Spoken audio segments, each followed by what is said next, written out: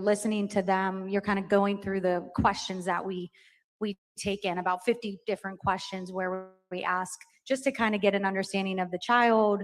Do they go by nicknames, alternate names? Do they have gender identity issues? Do they have boyfriends?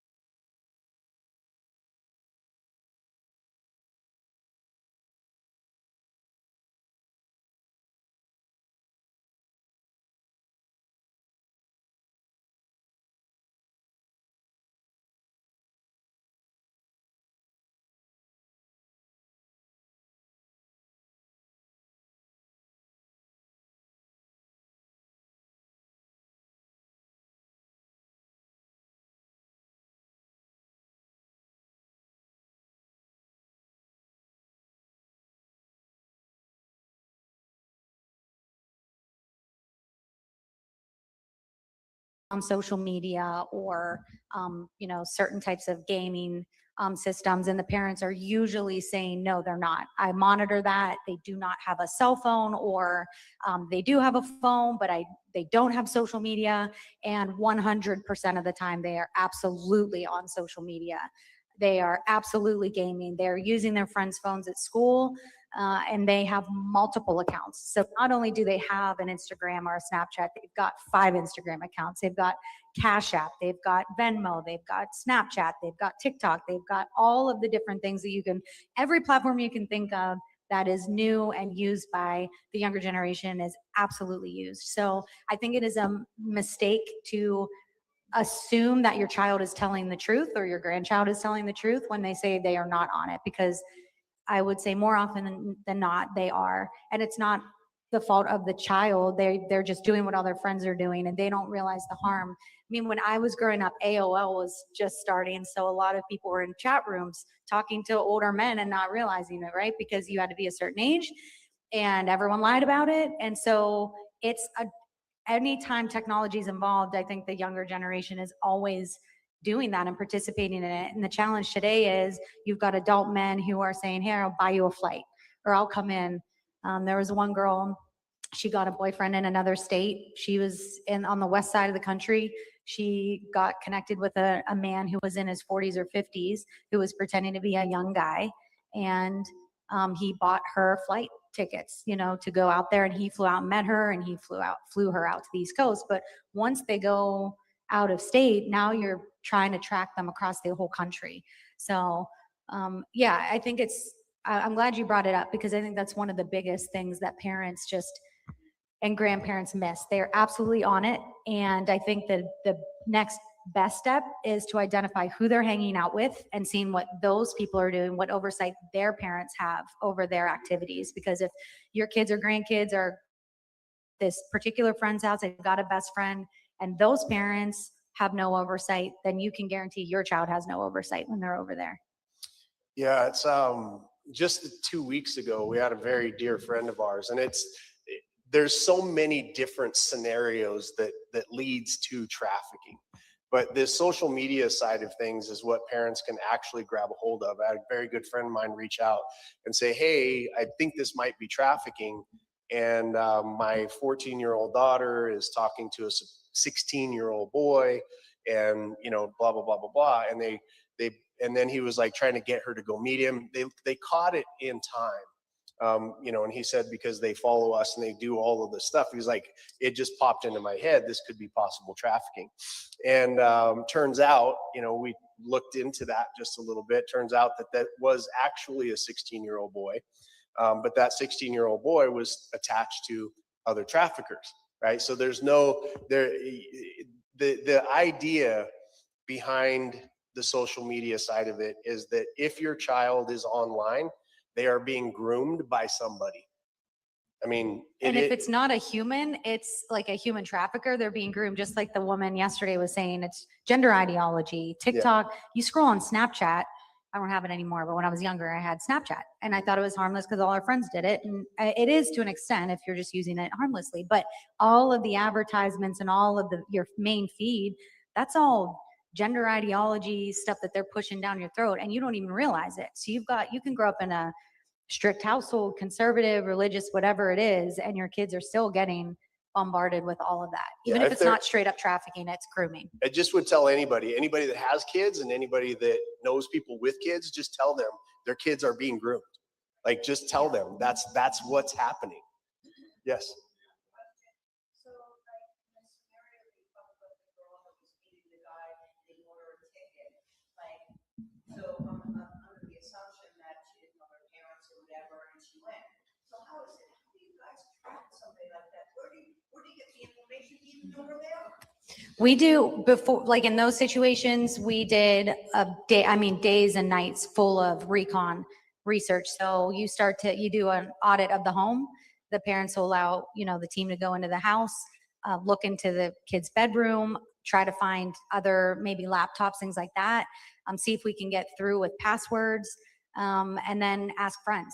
But the challenge is friends will hide their activities as well. So that it can be tricky. It can be really tricky. And the challenge is finding them before something really bad happens to them. So, and then, in that situation, that's where we found the tickets, and they were gaming. That person was gaming and found someone. And so we were able to pull up the chat that they had with someone. And we have some really good people on our team. So stuff. Yes, sir. Yesterday you said that you were involved in 1,100 operation. 1,100. Yeah. Yeah. That's like beyond incredible, Thank you. Congratulations, superhero, to do something like that. And two-part is my question. First, how do you control yourself, or how are you training, kind of not to shoot those people? Such a great question.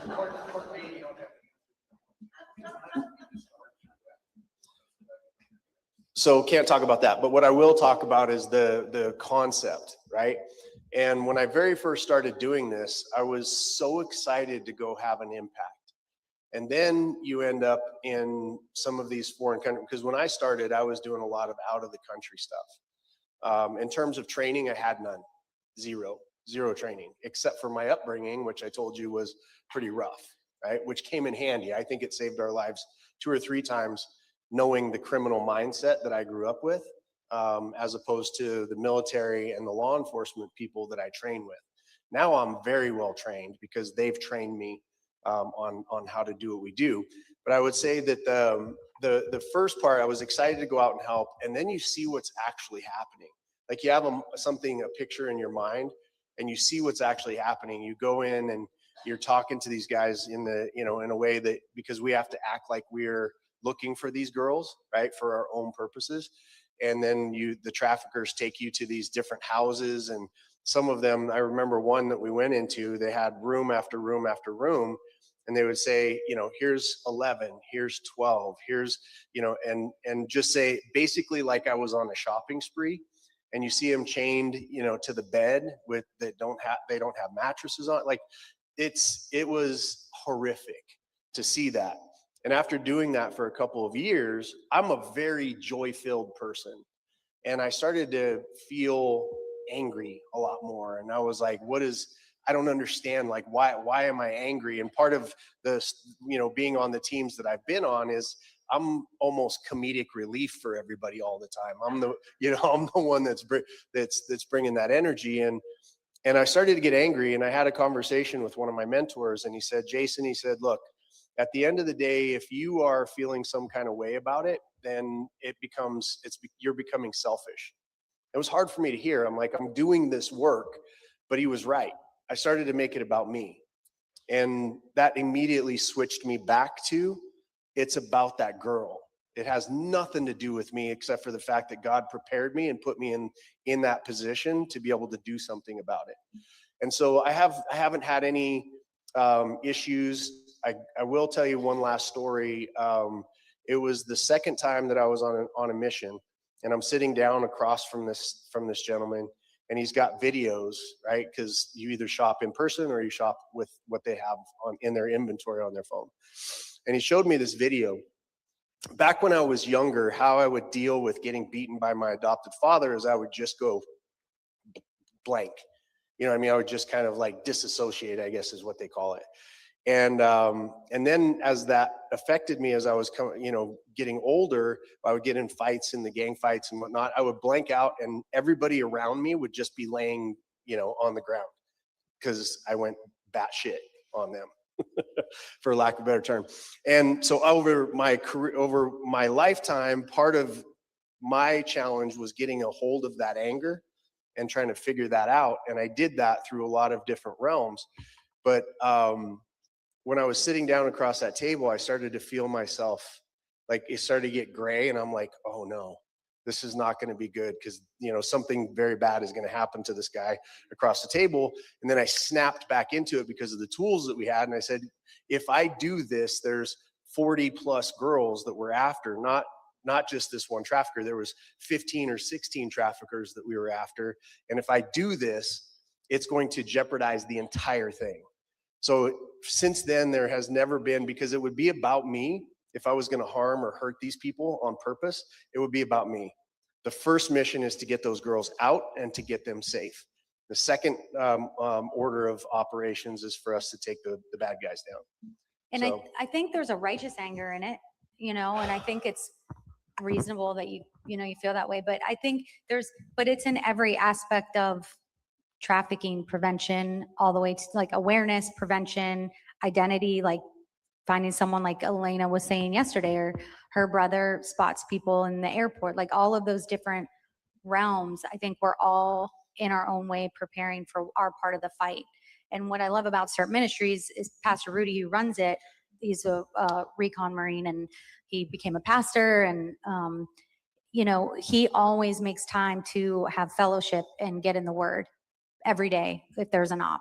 So if it's a 6-day operation, every morning we're in prayer and we're fellowshipping together so that we can understand that it's about, what it's about, and not about us. And it kind of allows us to come back down and not get too depressed about it. So I think that's really helpful. Did that answer your question? Awesome. Yes, ma'am. So, you have not mentioned about prevention. Mm-hmm. And I have cautioned my dentist, because I saw him posting online pictures of his daughter, teenage daughter. Yep. And I cautioned him. I said, don't you know they scout the web, and that they target somebody and they auction them off and then they abduct them? Yeah. And he had no clue. Yeah. So prevention, so doing the rescue for so many years, what I started it because I'm a business guy, and I look at this like it's a numbers problem. If we have 10 million children being trafficked for sex or labor, then if what we're doing collectively is allowing those numbers to creep up, we're failing miserably, right? And so it caused her and I to step back and say, okay, we love doing the rescue. God put us in that position. He made us uniquely capable of doing that, but the numbers keep going up. And so we stepped back and said, what can we do that would impact this to drive them the other direction? And so we now heavily support the prevention side with the organization. Yeah, we've got, so and I think that's a really great point to make, because I think a lot of people get excited about rescues, but rescues are one part of it. And I would say placement is the harder part. Once these groups find the girls, it is very difficult to place them. A lot of placement organizations, we could talk about that a little bit later, yeah. but I think it's kind of like the whole track. There's the awareness, there's the communicating with people and saying, here's some ways you can protect your family a little bit more. I think we're at a day and age where posting with your kid's face online is pretty common. It's very common. So then how do you protect your child when you're at Disney?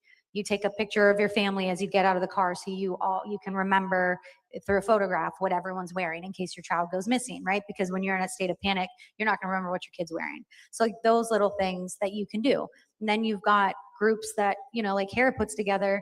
These are all great connection groups, because now we can all identify where our strengths are and where we fit along the whole track. And then you've got groups like Set Me Free Project. They do a whole curriculum.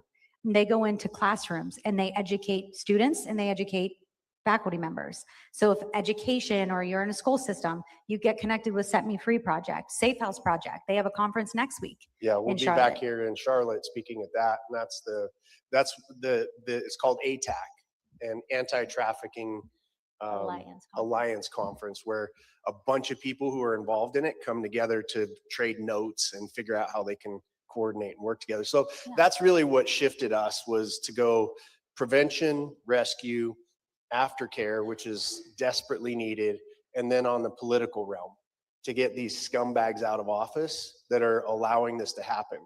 Like, you know, this gentleman and I could be walking down the street, I think here in North Carolina, I certainly know it's in about 40 other states, where I would be, you know, you could be trafficking children and I could have an 8-ball of cocaine in my pocket, and I'm going to do more time for the 8-ball of cocaine than you will do for the trafficking. Right? That to me is disgusting. And Arizona really is leading the fight. HB 241, I think is what it is, got passed. You know, these are the kinds of things that we need to all be involved in, is to tell our politicians, there's a lot of things that matter in this world. I understand that, but protecting our children is the highest level of responsibility for us in public life. So those are the 4 areas that we've decided to dedicate the next, you know, until we're done, I guess, part of our life. Yes, sir. Saw yesterday, comment question that kind of ties into search, rescue, child trafficking, online gaming. Something that was told me a long time ago. I have a feeling most people in this room may have grown up with ColecoVision, Atari, the original Nintendo, you know, Sega Genesis. Mm-hmm. Now, you know, the first PlayStation, Xbox were very different than PS4, PlayStation 4, 5, with all the online games, online game chatting, because everyone hears, oh yeah, preemptive measures, parental controls. We know this. Can you address, please, Jason, the danger? Well, what I'm seeing with, okay, I have a niece who's in high school right now, my brother's daughter. I have a goddaughter who just turned 8, but her brother is entering high school next year. He's online gaming all day long. When it comes to privacy controls for parents, I think this will help, because within that, it's so complicated now. But it's the online chat gaming. It's like, oh yeah, G's fine. You know, G Lucas is fine. He's playing online with his friends. Well, you can set the parental controls, friends only, but friends of friends, because we know when people create their profiles, their avatars, their online profiles. I could be a groomer, an online predator to catch a predator. Yep. And I can, just because you as a parent say friends only, it's the friends of friends. Right. Because you might trust Johnny down the block or Susan down the block, but their parents might have completely open parental controls. Right. So the friends of friends, privacy controls, leave that open. The danger in that, and I'm not saying it's an easy solution for you because of a long point question, but address the danger of the friends of friends, because of the danger of a 40-year-old man creates a female teenage profile, being like, oh, you're cute, let me see a picture of you, I would date you. Mm-hmm. Next thing you know, the boy sends a picture with his shirt off, and he doesn't know it's a 40-year-old man grooming him. A picture with his shirt off leads to, just to address that. Thank you. I'll address it from one perspective, and you know, her and the team work in that realm a ton. Like, they're in it, you know, looking over, trying to track people. But I'll answer it from my perspective, is touches back on what you said. People are just clueless. right? They're just clueless. And so the more you can tell a parent, hey, listen to the conversations that they're having, because to your point, gaming, back when we were doing, I don't know, Pac-Man or whatever the heck it was, right? It was much different. You weren't connected to everybody in the world via a headset, having conversations with people and really spending the time that used to be spent outdoors, rollerblading or roller skating or whatever it was that people were doing. Now they're indoors, and that communication and their sense of self and their sense of belonging has now switched over to this digital component. And traffickers and bad people know that, and they know how to exploit it. But the only way that is, in my opinion, then I'll let her answer from her perspective, is for a parent to be slapped upside the head and say, it's happening to your child, right? Right now it's happening. I don't think, again, this is an opinion, not a fact, but I don't think there's anybody that is online that's doing it that hasn't come across or been exposed to some sort of a trafficker or a pedophile. I don't think that there's any of them. You wouldn't know it, and they don't know, but the point is if you're paying attention and you're listening to those conversations and you're doing, your due diligence as a parent and not just abdicating your role to a electronic device, you're going to find that. You're going to see that. That's how my friend caught this situation with his daughter before she got disappeared. So. Well, I think that's perfectly said, and I would also just say, in my life, I've never made any positive life changes by someone getting mad at me or scolding me, but I have made positive life changes by someone saying, hey, can I share with you something that I just learned? And then it invites a conversation. And I See, think we're two different people. I slap people, she loves them. Well, I think parents have a lot going on, and I think it's like you said, they're naive to a lot of it. They're naive to that whole scenario that you just said. And so to be able to leave a conference like this and say, hey, if you've got grown sons and daughters who have children, or if you have children that you want to share it with, you sit them down and say, I want to share with you something amazing that I learned at the conference this weekend. These are the people that I talked to, and this is the oh, I didn't realize my picture was on. The woman who spoke yesterday, Moms for Liberty chapter, all of those different bills and things that we're going across, like those are things that can spark conversation.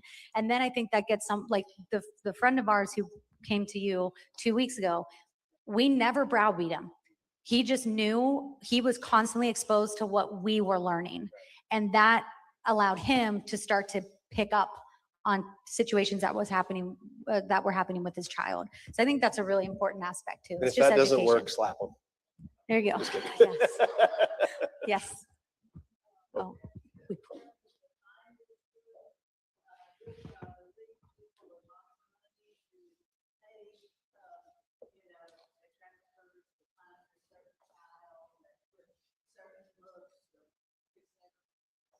I didn't hear what you said. So you're talking about elite, the people that are actually buying the kids and facilitating the trafficking. Certain characteristics. Yeah, that's an interesting question. We've gone up against cartel and gang members, and and that stuff's all fine. One of the biggest challenges that I personally found, I don't know if you feel the same way, is finding out when there's judges and police officers and upstanding business people in the community that are involved in the trafficking, right? That has been the biggest shock to me, and the part that angers me even more. And as far as characteristics go, it really is the vulnerable child. Like, it's not like a blonde hair, blue eyed, or a black girl, or it is children, right? That is the target. It is children, and the ones that they can open the door to and get to, the parents that are fighting, parents of divorce, single moms, like they're all targeted. The same way that people can hear on your phone, Facebook can hear on your phone that you talked about donuts, right? And then all of a sudden you start getting donut ads, right? It's the same exact way. The traffickers use that same exact tool to be able to find and identify these kids, certain words that come up. And, you know, my parents, I'm pissed at my parents, or, you know what I mean? And they're able to zoom in on that. So again, being very, very. Yeah, and I think I can talk loud. Thanks. I think a lot of focus is on like the elite, like the Epstein files and things like that, which I think it's good to be vocal about that, because I do think public pressure and societal pressure is what changes governments and makes governments do things we elected them to do. So I think that has a place. And I also think it's important not to get so focused on those situations that do happen exactly like you described. When there is so much happening on a day-to-day basis, the traffickers that are happening on our local communities, they're construction workers, they're doctors, they're lawyers, they're judges, they're police officers, but they're also people in all of the fields that we are in. They're regular people who are buying girls and having sex with them like a prostitute. And so it doesn't have to be this far away thing that feels almost like this movie-esque situation. It is people who are buying a child just like a prostitute for a couple hours and then going about their day. And that happens every single day all over this country. So I think I'm always a big fan of like focusing on the things that we can do. And that starts with, you know, if you are someone if you're a nurse, it's figuring out ways to teach other nurses how to look for girls and boys who are being trafficked. What are the things you identify? And then if you're in the school system, how do you get involved by educating the teachers, the parents, and the kids? So there's every career field, or even if you're retired, what can you do in your community to work in local government to help advocate for this? Because I know a lot of good police officers who are they're fighting the fight, and they're up against a broken legal system. And then I know a lot of judges who want to do the right thing, but they are confined to a legal box that they have to put someone in jail based on certain, you know, factors. And prison time is reflected in that. And so the judge can only do what the judge can do, and there has to be a regulatory change. So what can we all do locally to run for local government? Like the woman who had the list of local politicians who were fighting against indoctrination in our school system. That is a fight against trafficking. And these people who are elected, hopefully elected, that are doing the right thing, are going to have a ripple effect of change that I will never be able to fully understand. Sorry, I hogged. No, you're good. And the last piece on that is there's a reason why for the last 9 years we haven't seen a Super Bowl. It's because we're undercover every Super Bowl, because it's the biggest trafficking day of the year. So that gives you an example of it's men away from their wives, you know, looking for sex with these kids, right? And so that is how widespread it is. It's the biggest trafficking day of the year. Super Bowl. Yeah, during the Super Bowl. Yeah. Well, anywhere. I mean, you know, but yes. Yes, ma'am.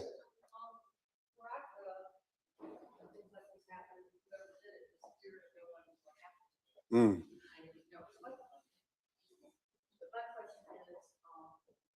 What percentage of men 25 to 65 are involved in these types of I don't know that statistic. It would be interesting. Do you know that statistic? I don't, but I would imagine that there's got to be a corresponding line with pornography addiction. Yeah, I would think porn would be the biggest driver of that. Yes, ma'am.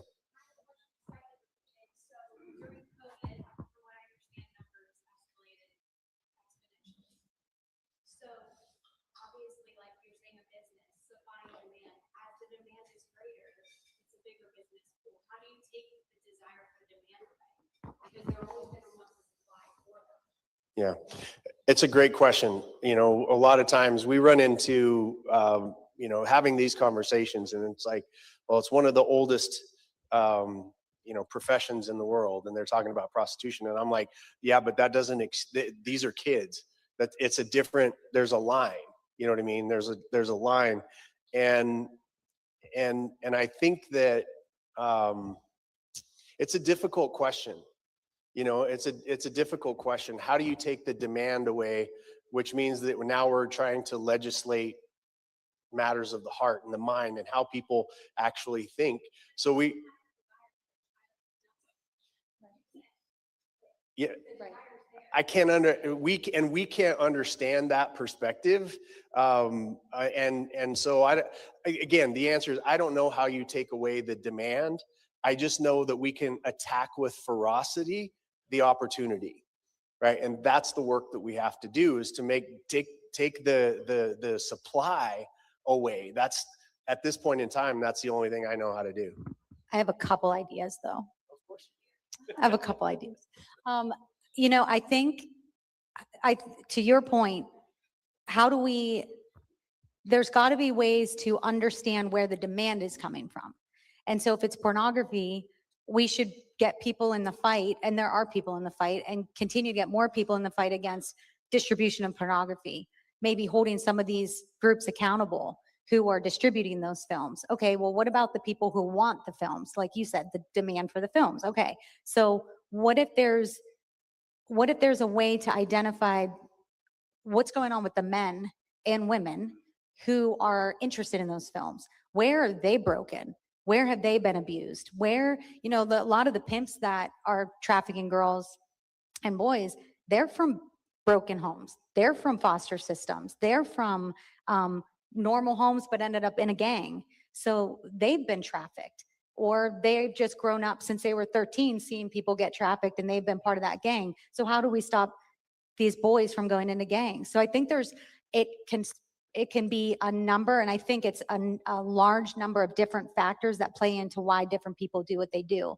But if we can attack all of it and stop all of it, get therapy for the men who are struggling with pornography addiction, instead of shaming them into hiding it, so that they keep hiding it, it keeps getting worse. They never talk to their spouse about it. They never go to therapy. And then suddenly they're wrestling a dragon that they can't slay.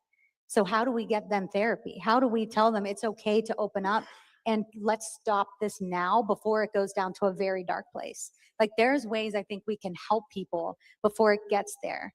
And then if people are struggling with those types of urges to watch porn or whatever it is, how do we stop it before it becomes a human? And how do we stop it well before that, right? So that they're not buying it. So I think there's ways we can stop some of the demand. And then we've seen Pastor Rudy from CERT. We don't actively rescue with CERT anymore. I mean, we're on call if they ever need us. Like Jason said, our fight is to help business owners, you know, free themselves through their businesses so that they can get in the fight in their own way with wealth that they create. And so we advocate for CERT, for Safe House, for Hera's organization, for Set Me Free Project. But what Pastor Rudy and CERT Ministries, we have seen him witness to the pimp. And when the pimp's life is transformed and he gives his heart to Jesus, he doesn't want to keep anyone captive anymore. And he's done that. He's seen that happen, where many people want to murder that pimp. He looked at him and said, he's broken. Jesus wants him. And when he told that pimp, Jesus wants you, Jesus loves you, that pimp was like, well, how could I ever hurt the woman that I love and the people in my home that I'm pimping out? And he stopped, and he loves Jesus, and he's married now. So it can happen. And so that pool of 100 girls, 50 girls, however many girls that pimp was trafficking, it's gone. And now he has a positive ripple effect on the men who are struggling around him. So it's pretty amazing. I'm not there yet. I think public executions would work really well too. I'm not, don't clap for me not being as good of a Christian as Pastor Rudy, but that's how I feel. Yes, Sarah.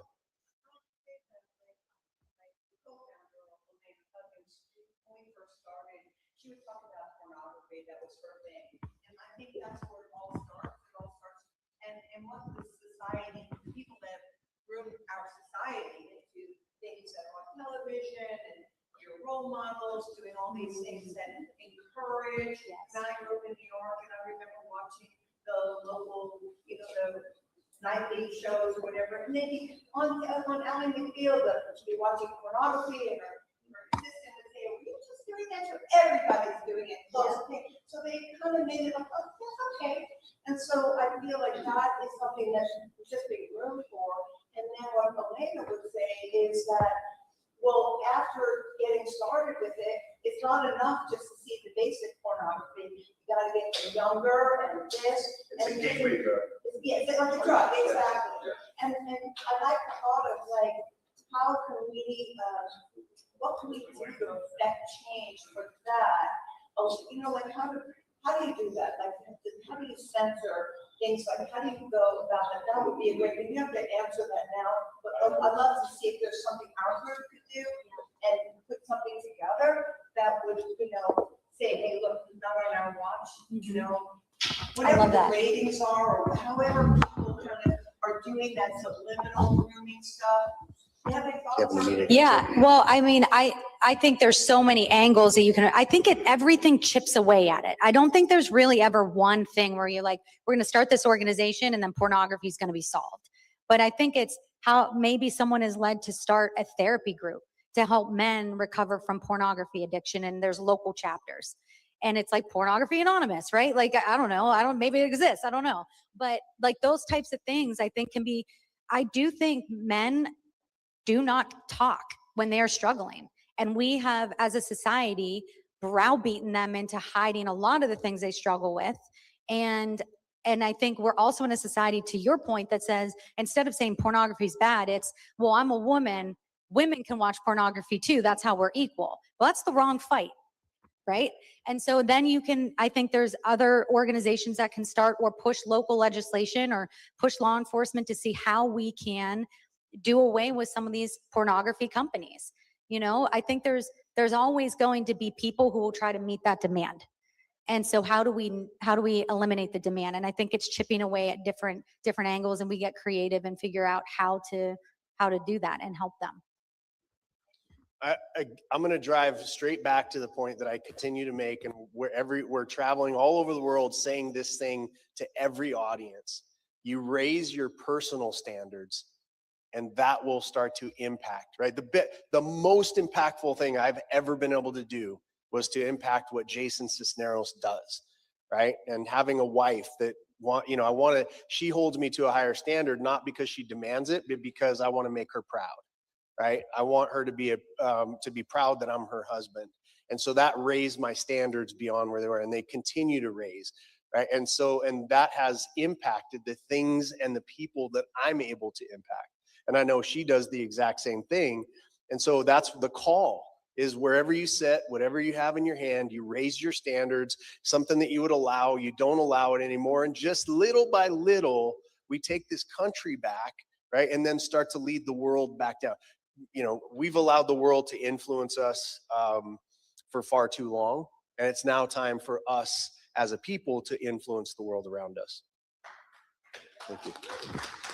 Yes, sir. All the way in the back. Yes, sir. Hi, Bo.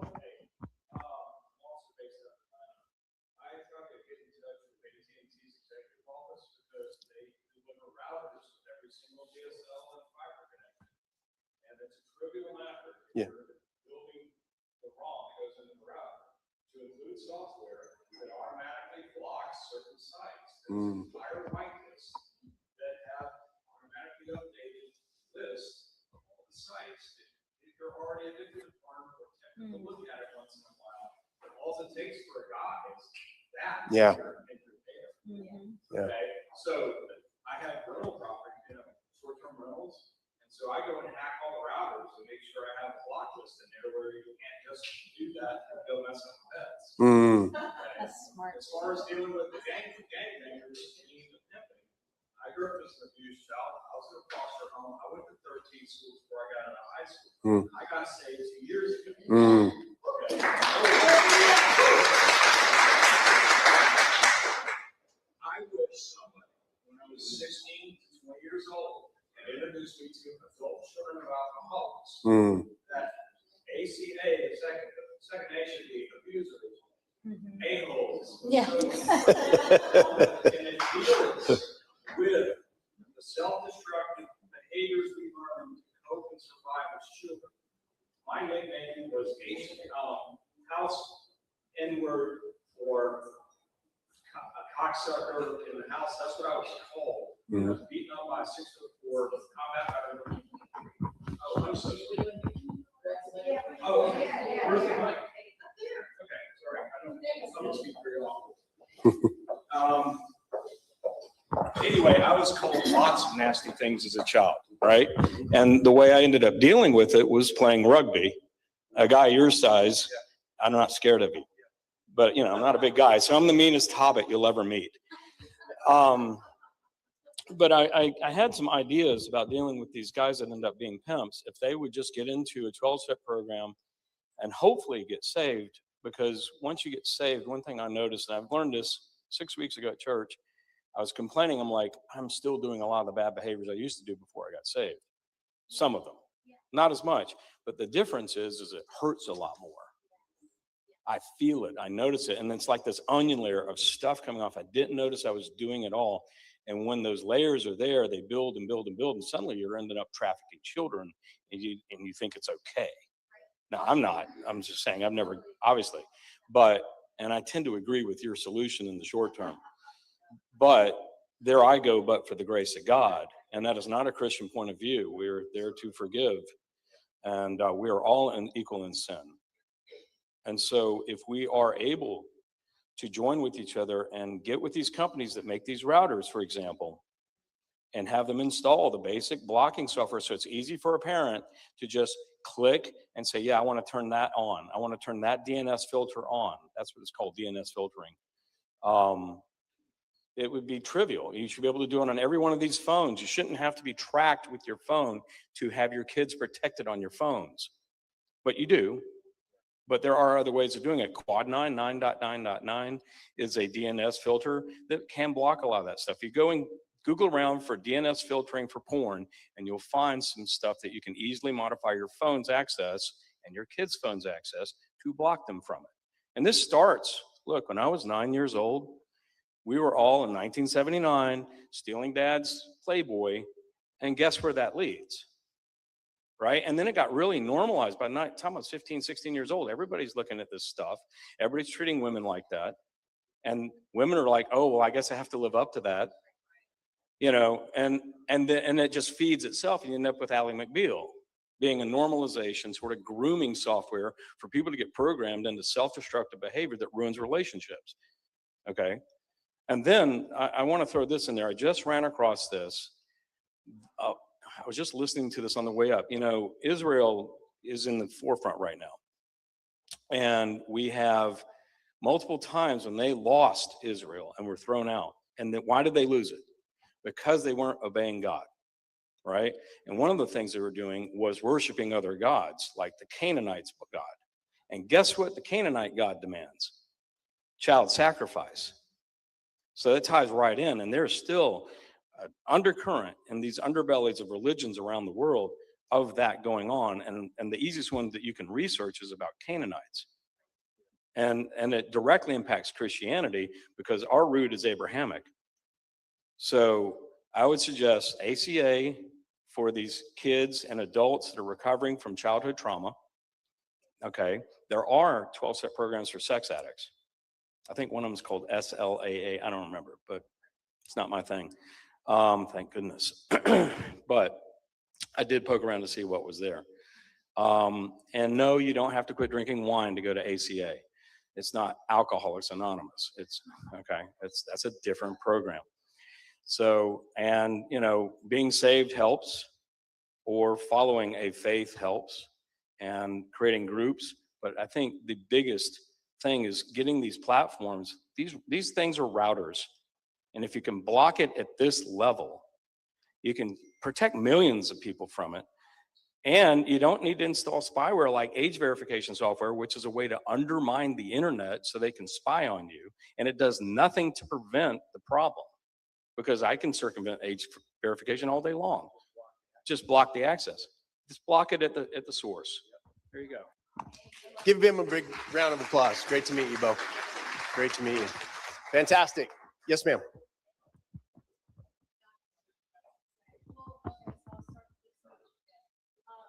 When my son was probably 14, 15, somebody online was trying to get to Ireland. And thankfully, there was something to get a passport to him. But he's on the spectrum, right? So this is where we're going. And this is where they're talking about the whole autism thing, because they're creating creating these vulnerable kids. And I like where one of the parents that was in a group of parents whose children had got sucked into the transgender cult, as she called it, and someone I know that was in the middle of it even called it that and just kept doing it. So, but she said to take an axe to all your kids' electronics before it's too late because, yeah, I mean, they should just make everything illegal, like all this, I mean, all that stuff, but. It is illegal and there's no enforcement, you know, in a lot of areas. There's so many things that are illegal and there's no enforcement. Right. And that's because we've put political leaders, we've abdicated our responsibility, our civic duty as citizens of this country to someone else. And those someone else's have metastasized into a cancer on this country.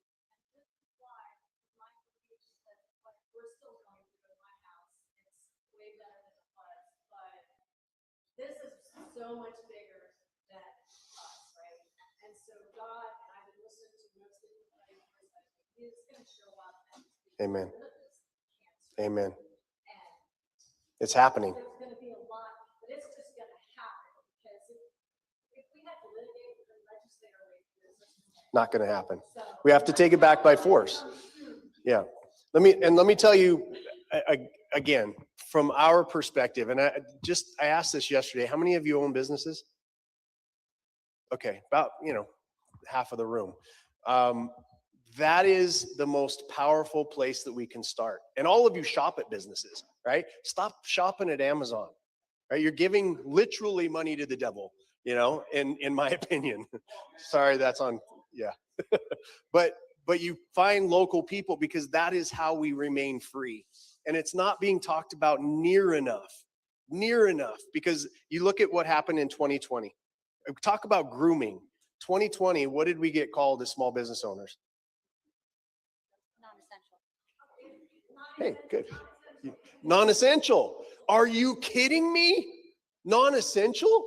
We're $17 trillion of this country's GDP. We're You six. just made a great point. What? Unless were a. Of course. Yeah. All of the sin, the sin stocks are it went through the roof. But my point being is that was an attack that I saw that nobody was talking about at the time, because decentralized finance is the way that we stay free. Every empire has fallen when the dictator at the top starts to go in and overburden and say, you owe me more gold and I need more of your cattle and I need more of your blah, blah, blah for my castle, right? That I'm not earning that money for. It happens in every single empire. And so we're fighting back on that front with something called the Owner Syndicate, where we're building basically a union for all small businesses so they can never say that again.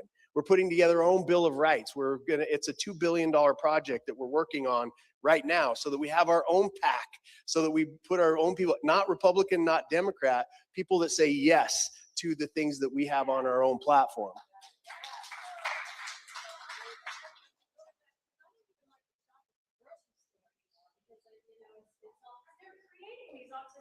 Sure.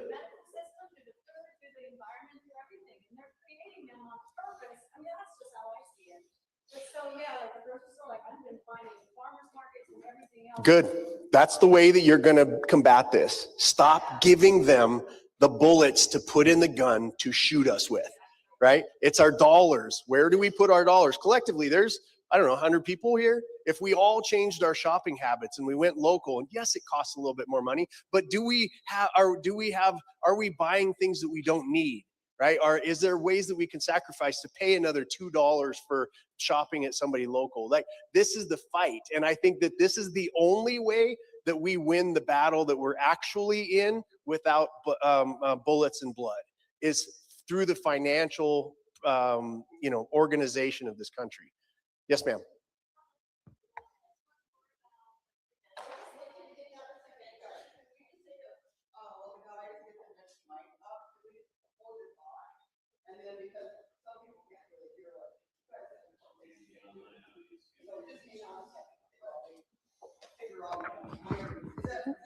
Yep. And I think I got your question, which is, will we speak more to the preventative side, the prevention side?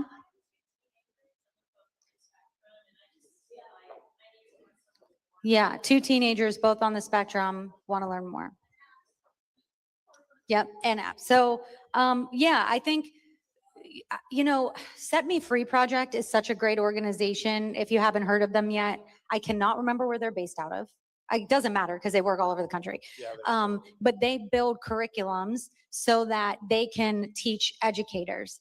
And I think there's a lot of fruitful content in there for parents. And so I would reach out to them because I think that's where you're going to get like the bread and butter of what you can learn on from everything from what to look for to apps, going on apps, things like that. There's a whole section on people that are on the spectrum as well. So really Yeah. great organization. Yeah. And then they might be at the Safe House Project. If anyone's available next weekend, I mean, it's right in line with Harris' beliefs of bringing organizations together and the anti-trafficking Safe House projects in Charlotte next week. The 12th and 13th. That's not even the weekend. I don't know what day it is, but yeah. And I think the vulnerability that comes with autism and things like that is in line with the vulnerability that a lot of preteens and teenagers and even children have, which they are being told by society, their friends, their educators, that we have no control over the ideologies educators bring into schools anymore. Their friends who are being trained by parents who have no oversight, like you had just said, they have no oversight over their children. And so all of those things are impacting your kids. And so when you have kids that are suffering from different things that all can leave them vulnerable and exposed to identity issues, then I think that's where, as parents, we can stand in front of our children and say, I'm the shield that's going to protect them. And I'm going to start by reminding them every single morning how loved they are, their identity in Christ, and that they can be bold because they're going to be bullied. And I think there's going to be a lot of challenges that they can face in school. And that seems to chip away at self-esteem. And then when they feel that way, suddenly, like the example we saw in the video yesterday, a girl joins an art class, which was really a cover for gender ideology. And so she's learning that she might not be a she anymore because she wants, everyone's telling her, no, feel empowered in that. And you know what? What I love about children and teenagers is that they have such a heart for helping their fellow, children and teens, that they think the best route is to say, yeah, you do. If you feel like a boy, I'm going to support you and I'm going to help you become a boy. That's what they're being told is the right thing. And as a parent, you have an opportunity to say, I love you so much that I'm not going to let you fall for that trick. I'm going to teach you and show you time and time again how loved you are and why the Lord didn't make a mistake in how you were born and what that means and how you could change the world with how you feel. And let's talk about why you don't feel great in your skin right now, because that's a very normal thing in adolescence. Nobody feels comfortable, So I think there's ways that on that side, you can be that shield for them. And it sounds like you already are, which is pretty amazing. And then maybe having conversations with the parents of their close friends and maybe educating their parents and saying, here's the protection that I'm putting around my kids. You're either with me in that fight or you're not. And maybe it's, setting some boundaries like that might be helpful. And then nutritional foods seems to be really effective in children who are suffering from autism, because it's even hard to say suffering because there's autism is so brilliant and they are some of the most intelligent people, and that can flourish even more with the right nutrition, right? So eliminating dyes and things like that. So getting into the schools and saying, hey, I don't want red dye 40 in my kids' food anymore, because it hurts people with ADHD and autism. So I think there's a nutritional component to it for sure, which you already know. You're a good mom. I can already tell. How long do we have? Oh, so I thought we had, I don't want to go over. Did you? 5 minutes? Or is this you raising your hand? Oh, because you were my timekeeper yesterday. So yes, what's your question? No, you're good. What's your question? So ever since Helene. Up to your mouth. There you Like go. that close? That feels obscene. So ever since Helene, I've discovered, oh my gosh, I don't like doing this. Ever since Helene, some of us realized we probably deal with PTSD on a level that I never know how I'm going to react to something. So I have to do something that I know I have to do it. Someone I worked with and their husband, I'm going to preface this by saying the husband is from New Hampshire, so that should tell you a little bit. And they just had a baby, and they are posting pictures of this baby. And I'd like some guidance how to approach this, because you see how I'm reacting right now. I know I have to do it. I have to warn them, but I don't want to be overly frightening, and yet I have to include the importance. And the reason I know it's needed is because I did this 2 or 3 years ago to someone out west, posting her beautiful baby's pictures. And I finally did reach out, and she didn't put her baby's pictures up there anymore. So I know it has to be done. So if you have any idea of how, you know what I'm trying to ask. Yeah, absolutely. So there's bless you for being here. We love you. I love Thank you. I love you. There's two approaches, in my opinion, right? If you look up any organization after this, the Safe House Project is taking over we're attempting to take over the National Trafficking Hotline, which does no good for anybody, and it's sponsored by our government, right? So they have built an entire system that is kicking the tail off of that deal. So go there, look at their where you can connect into the Safe House Project online. You can report to them anything, and it goes to the right people, and it gets addressed, and you get responses, and it goes into the organization who has raised the money and is doing the work. So that's one way of doing it. The other way is just DMing somebody, right, and saying, hey, I care. Like this is what's happening. I'm part of Awake and Bold, and these are the things that we do. Just be careful what you're doing with your child. And they'll either block you. What's the worst thing that could happen, right? That's kind of how I live my life. What's the worst thing that could happen? And then if you're not afraid of that, like Bo was saying, he's not, if we were playing rugby together, he's not afraid. Well, there's no reason to be afraid, right? If you are the strongest, in sports, the meanest, right? Then there's nothing to fear. So I think that those are the two ways that you would approach it. Go to there's so many of these organizations, but the Safe House Project. I'm sorry, are they going to do it like a 311 number or something? Yes. I tried to do that when I got involved. Brilliant. It's No brilliant. success. And they need help right now because they're going up against a corrupt, the people that got the contract on the hotline. But just check into it. You'll love it. Yeah. One more question. Yes. There's a microphone. Thanks. It touches on a couple things. I was in the occult until I was a teenager. Got saved supernaturally. I didn't even know who Jesus was. And because of that, over the years and becoming a mom and being on the mission field, there was so much fear of keeping my children from those things. Disney movies, any of it. It was so black and white for me. Right. Later on, they were like, oh, they totally rebelled to have those things. And I've talked with, so I have grandchildren now, and I love that I have good communication with my children. They're still very respectful, mom, whatever you want to share. But what I would encourage people in this, and this is what we keep hearing, is damn the fear. Mm-hmm. And that if we can see how powerful our God is and the joy that he has to put down, to recognize how the demonic is already defeated. And so that we have to walk in power and light and life and love, that all Amen. This has come. So I just want to encourage, thank you for being both sides of the picture.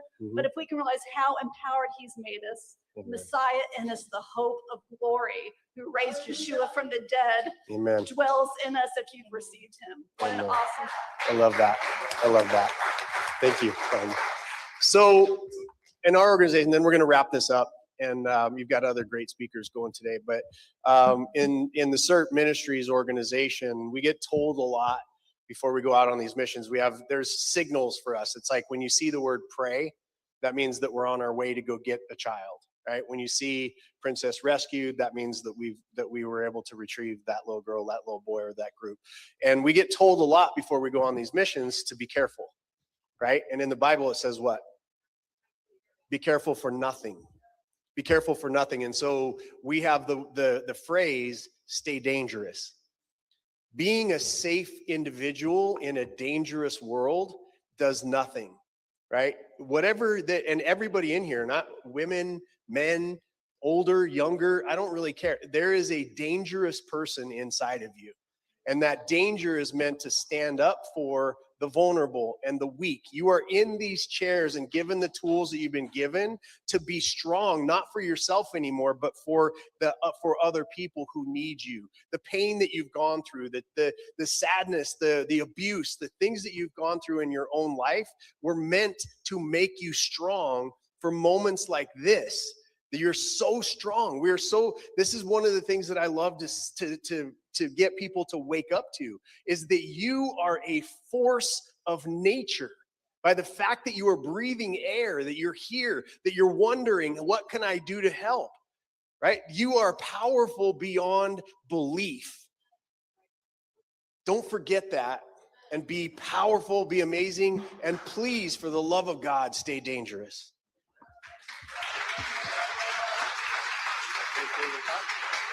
You have any closing thoughts? Yeah, you should have ended on that because I'm gonna tamper it down. But I would just encourage anyone, if you've been here yesterday and for the rest of the day today, try to identify maybe the areas that you can be the leader in. So, I think there's men in here that may be called to start small groups with other men who may be leading Bible studies, or it's just, hey, we're going to get to go together over coffee and we're going to just share. And you're going to be able to broach some really tough subjects that they never get asked about. And so you're going to be the leaders that allow them to open up in weaknesses or vulnerable ways, that things that they're struggling with, and women too.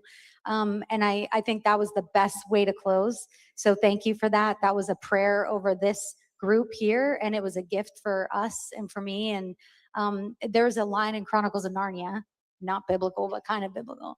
And he says, he's talking about Aslan, but basically, my God is good, but he's not safe. And I think that's the power. He's not safe. And nobody in this room should play it safe. Everyone should have the tough conversations. Everyone should start the organizations. Everyone, when it feels like it's annoying, or man, I have to be here for 2 days and sit here when I want to be watching Netflix in bed, that's uncomfortable. It's not safe. There's ways that we can all choose to not be safe and make radical change in people's lives. So, and I love that. Share love to your children and to your communities. And it's not a fearful thing. It's not an anger thing. It's a education. Get people to start waking up to it. Awake and bold. Thank you. Thank you, Hera. Thank you so much for bringing us in. Thank you for your heart. Thank you. I don't know, I don't see Elena, but thank her as well for us.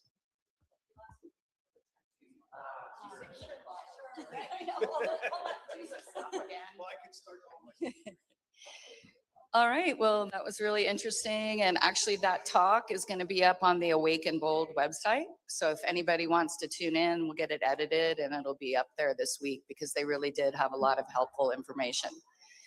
So now, is Kathy O'Brien back there? Kathy? If anybody wants a chair with a cushion, if anybody wants a chair with a cushion and you're uncomfortable, please feel free to grab a chair. We didn't know that they were comfortable. Can I say one more thing? I just want everybody to check the Awake and Bold website in about a week, because we're going to have a link to a documentary about grooming in schools that we just discovered. All right, we've got Kathy O'Brien. I know a lot of you probably still have questions from yesterday, so she's going to come up, and I think we'll get the other microphone. Yeah. Oh, you're going to you can take it out when people are going to answer questions. So welcome, Kathy O'Brien. In case anybody wasn't here, she's an MK Ultra survivor. And she shared her story with us yesterday, so she's going to come answer questions today.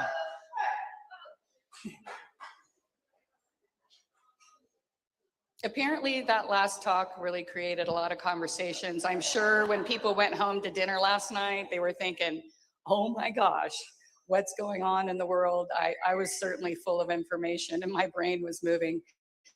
So Kathy, welcome. Thank you for coming back.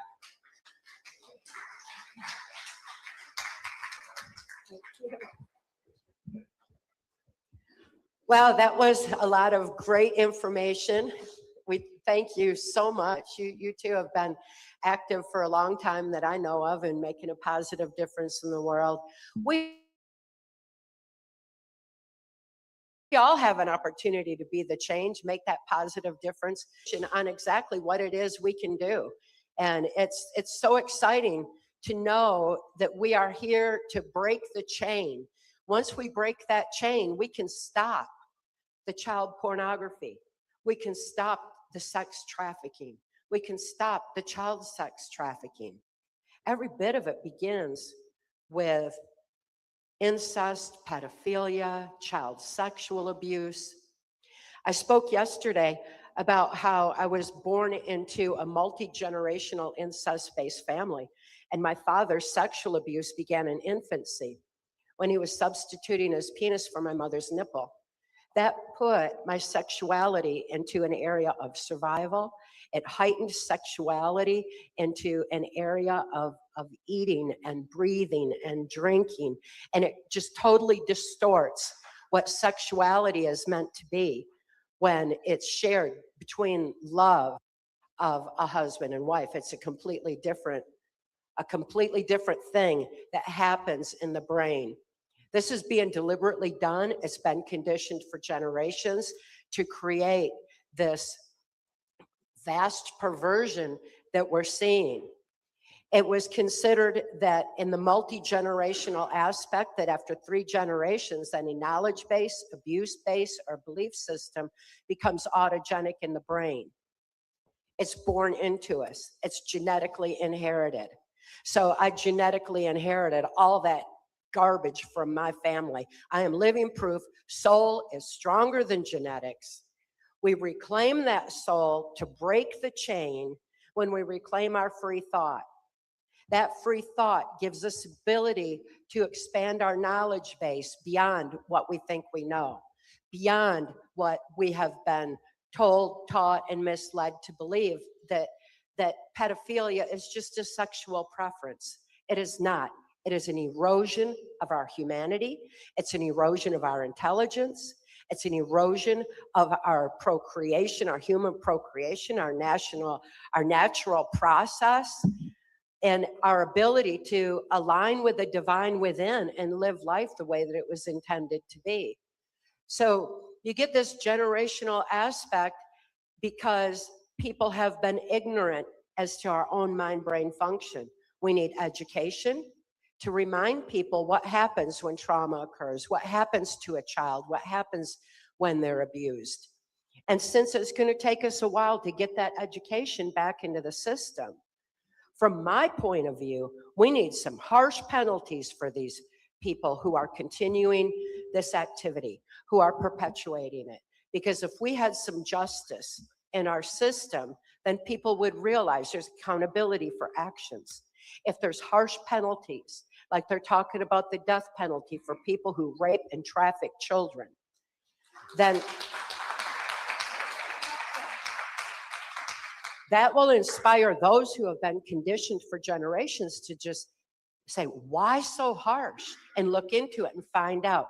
Maybe it's a way we can start re-educating ourselves. Maybe it's a way to break the chain fast. Maybe it's a way that we can all be empowered, but we've got to see that justice. We need to get active in our local communities and start being that change right there, because it's going to take a while for this corrupt system to clean up.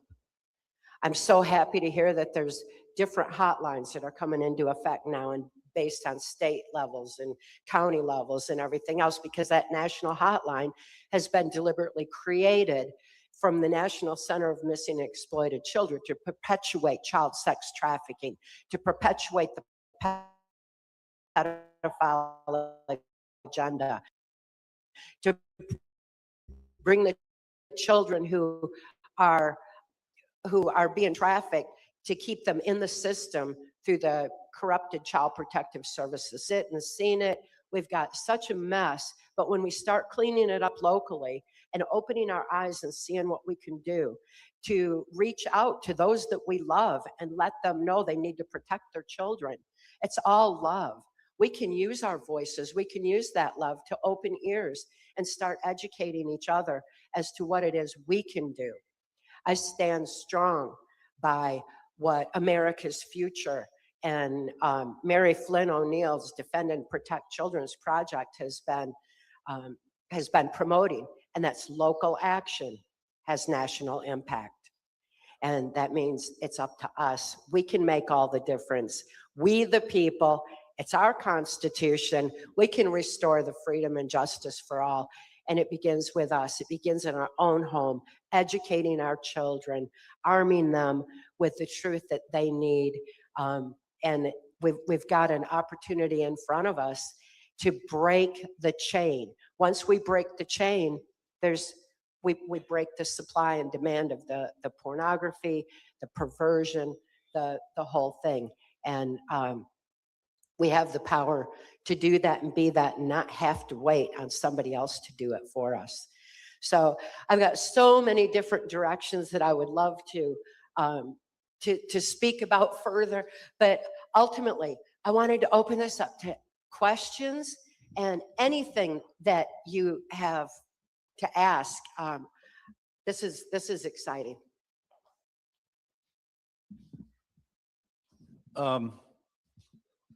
We spoke last night, and I had a question for you, which I think anyone who picked up her book and you read the book, you will probably have the same question. But I said, I read your book in 1996, and I hadn't pulled it off the shelf since. But wasn't there a man in there who wrote a song? His name is Lee Greenwood, and it was not very good about Lee, what you wrote. And what is Trump doing using his song, God Bless the USA, as the opener? You have the same question. So would you like to comment on that, please? Yes, thank you for asking that. I've been asked that so many times since God Bless the USA has become such a part of President Trump's campaign. And Lee Greenwood was so heavily involved in Clinton cocaine operations and absolute perversion and abuse, aware of MK Ultra mind control and other aspects. Did Lee Greenwood find another piece of the puzzle in his own life? Did he find, did he align with his divine within? Did he find an answer? I don't know. It's not for me to judge. But when I look at the song itself, this is the knowledge that I have on God Bless the USA. I love that song. It's so beautiful. It really is a good song. And I know that it was written back in 1984 because George Bush was running Reagan's administration. I touched on that yesterday, that Reagan was not cooperating with the New World Order. And so they were going to assassinate him, and George Bush would be taking over the presidency. Well, the assassination didn't work. Reagan survived it, but the trauma was so severe, they were able to take control of his mind. They maintained control of his administration. George Bush and Dick Cheney ran Reagan's administration. They needed to have him in for one more term.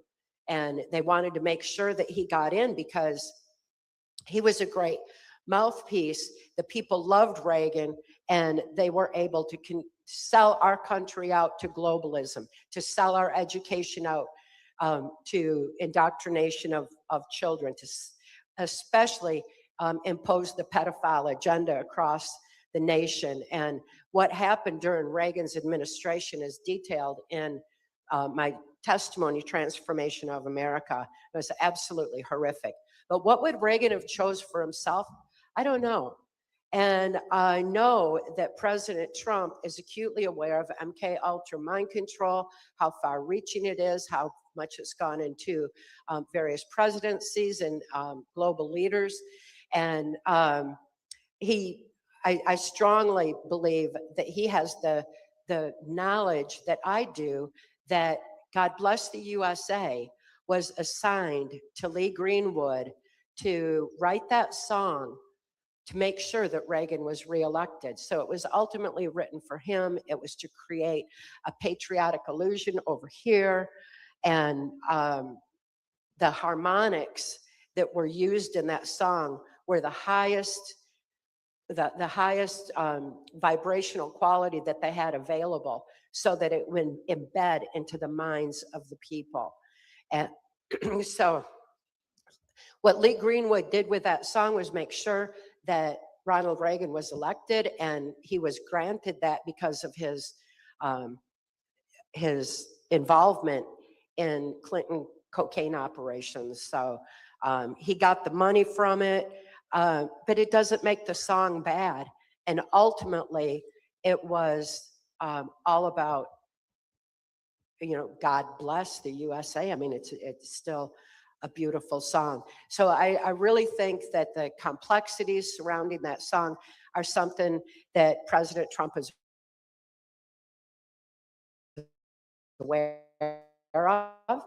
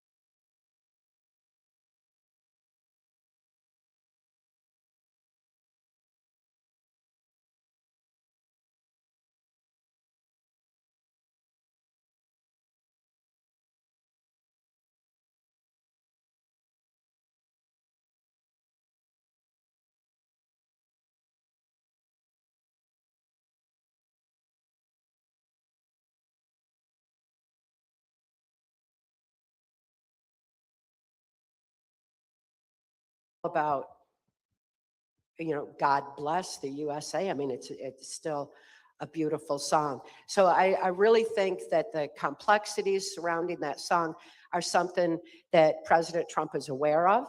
And I'm not making a judgment on Lee Greenwood, because anybody who has a soul could turn.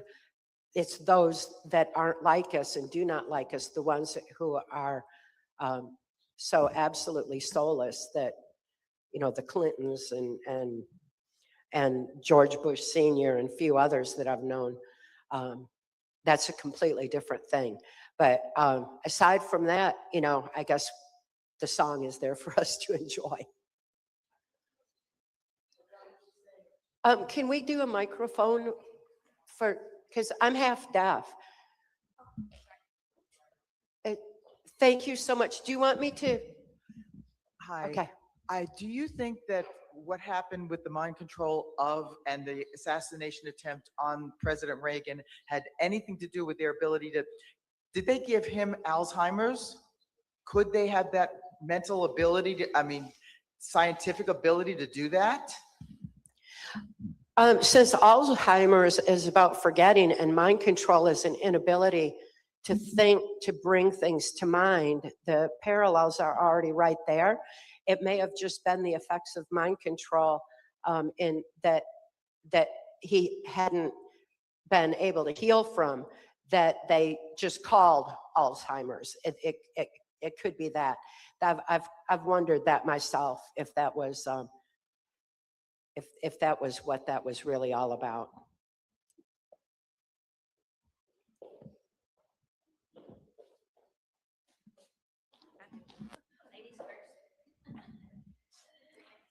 Could you talk a little bit more about, I think you touched on it a little bit yesterday, what we've been seeing with the Epstein files and the unwillingness at first to release them. And then they've been released, and then all these other events happen to take them out of the news, particularly right now, Iran.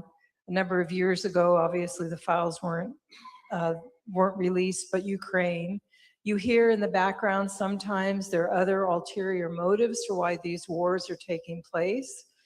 But many of us are still very concerned about the Epstein files and what they revealed, not only about sex trafficking or cloning or whatever, but also the whole financial makeup of how the world works and what Epstein's real role was. And I voted for President Trump. I'm behind him, not thrilled about the war, but I'm wondering, why is there not more action being taken? Like, I don't see that anybody's ever going to get arrested or prosecuted. Same thing with COVID. Fauci's living his life. Nobody is going to ever pay for what they're doing to us. So that's a lot of stuff, but. It is a lot of stuff. And you mentioned so many good points about the Epstein files and how far reaching it is. And that's something that the average person is not ready to even wrap their minds around at this point, because it's so detailed and people are ready with snap judgment right now. And I have been so concerned that if those files were just released, it's going to release the names of the victims, the victimizers, and the whistleblowers all in one list with nobody differentiating who's who and what's what. There was a time when I was used in MK Ultra, I would have been on that list on that plane. I would have been used in that capacity. There was a time when Mark Phillips, who saw what was happening on the highest levels of intelligence, would have been on that list because he was in those places to see what was going on. And he was outraged, and he made all the difference in the world by taking action against it. So people they're so quick to snap judge, they're not ready for the whole big picture. In addition to that, because it's so far reaching, what we have in the Epstein files is an ability to take that thread and unravel this whole globalist agenda from the financial aspect, from every aspect of it, to be able to take that and begin to unravel it. Instead of using the blackmail to blackmail, you don't play another man's game. At the level that it's taking to unravel this globalist agenda, as deeply rooted as it is, it's going to take a lot of time and a lot of intelligence, and not playing their same game. We have to rise above it, go over here, and be able to diffuse exactly what it all is, and then expose it as people are more and more able to absorb the information. We're going to be able to evolve with that knowledge instead of be so overwhelmed by it that it would be akin to drinking from a fire hose where we can't even digest it. So we need to be able to fully comprehend and understand it in order to start making the positive necessary changes and being part of that. In the meantime, I've been saying we had the evidence on the Clintons back in the early 90s. Before that even, we've had the evidence to lock them up so much. In 1995, my testimony was that national security was invoked on it. And because it was about the Clintons, and Bill Clinton was president at the time. There's the evidence has been there, but we have no justice system to prosecute them through. Our justice system has been compromised for so long, it's going to take a long time to clean it up. We've got an impossible just to clean up the FBI alone is, I'd rather scatter them into 1,000 pieces like Kennedy suggested, because it's just so vastly corrupt. I loved what Kash Patel said about turning the Hoover building in DC into a deep state museum, because ultimately, that would make more sense than trying to clean up the FBI. And there's so much a part of our justice system. So we've got so many layers and layers and layers to unravel. We've got so many layers to be cleaning up before we can even see justice. So the best thing that we can do right now is educate ourselves as much as possible, understand why child sex trafficking became the most lucrative business in the world, how we got to this point where there's Epstein Islands, where this kind of activity goes on, what's really going on with the genetic manipulation that the Clintons have been involved in since the 80s that I know of. The child harvesting is a horrific reality we all need to face. And every bit of that is something that, as we understand it, we're going to be able to be more effective in protecting our children and cleaning up our own communities and making the difference in our own lives. But ultimately, after 35 years of speaking out on mind control and healing from it, I think I have learned the ultimate patience of waiting for justice. And to me, the ultimate justice is positive change through public awareness. So, I'm not suggesting that we be patient, but we need to keep educating ourselves and making the difference where we possibly can. Yes. Hey, hello. Okay. Kathy, I have never heard in my life a woman spitting truth like you do ever. Nobody. I mean, you like number one in the world. I was exposed to a lot of it. I've got a two-part question, and the first one is, in your opinion, what do you think of Fort Huachuca, Michael Aquino, who wrote the handbook for mind control for the Army? Do you think TPUSA or maybe Erica Kirk is involved with trafficking kids out of her orphanage in Romania? And the second part of the question is, can you speak a little bit about the luge? Oh, I think on Turning Point USA, I'm wondering why people aren't looking at Charlie Kirk's children after that trauma. Nobody's paying attention to that one, and I'm very concerned for those children. Erica Kirk, it's not for me to make a judgment, but she has every sign of someone who has endured trauma to the point of heightened suggestibility.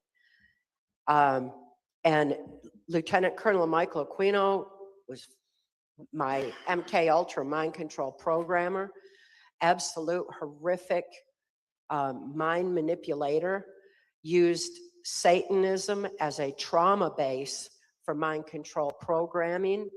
And his evil, I think, is ultimately worse than that, using psychological warfare to control humanity and erode our humanity, target our children, perpetuate pedophilia, and erode the essence of our being. Mind control is ultimately a spiritual warfare. Lieutenant Colonel Michael Aquino was a leader in eroding that, and wrote the book on mind war with General Bailey, who is on the board of directors at Turning Point USA. When we start putting the pieces together, we start wondering how that got infiltrated to the point where we saw the trauma of the Charlie Kirk assassination. There's a lot of question.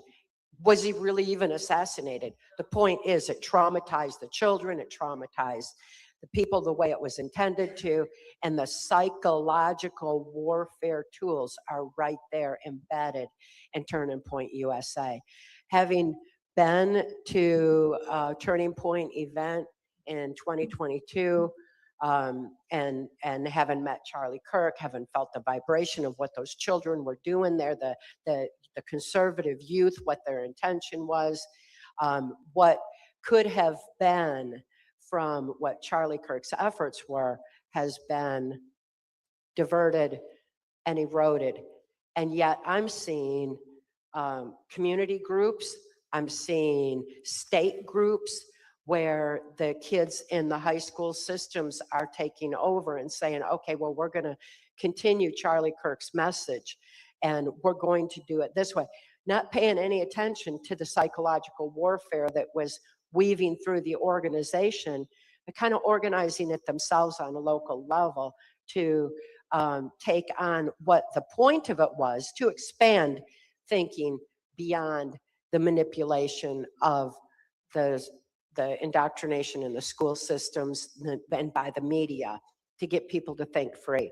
So there's efforts to take a positive from the negative, but we need to pay attention to what happened there and understand this is a kind of infiltration has been going on in our churches, all the sacred institutions that we have, our child protective services, all aspects of society have been infiltrated by this ultimate evil that is psychological warfare intended to keep us from being able to think, to gather that infinite strength of the human spirit and power of love and live our life's purpose in harmony with God's intention.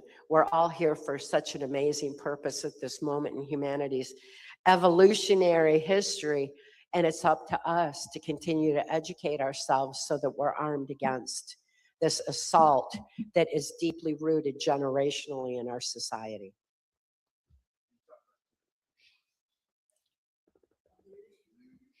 Deluge?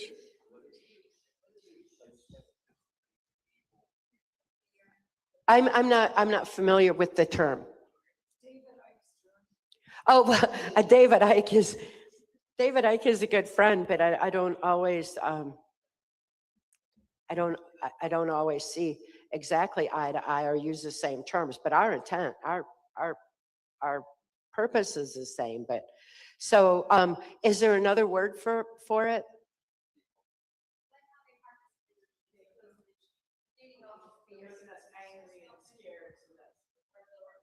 Harvesting the, well, that was kind of what I was talking about yesterday, that these perpetrators at the top, when you follow the money, it's just a handful of them.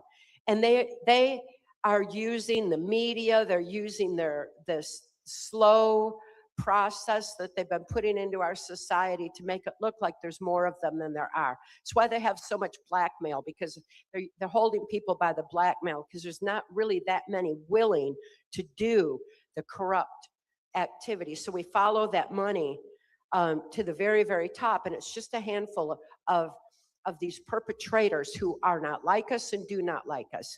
However we define them, they're vastly different, whether we call them demons or aliens or whatever name we want to put on. The fact is, they are within our realm to affect, because we have the victory. We got all the power.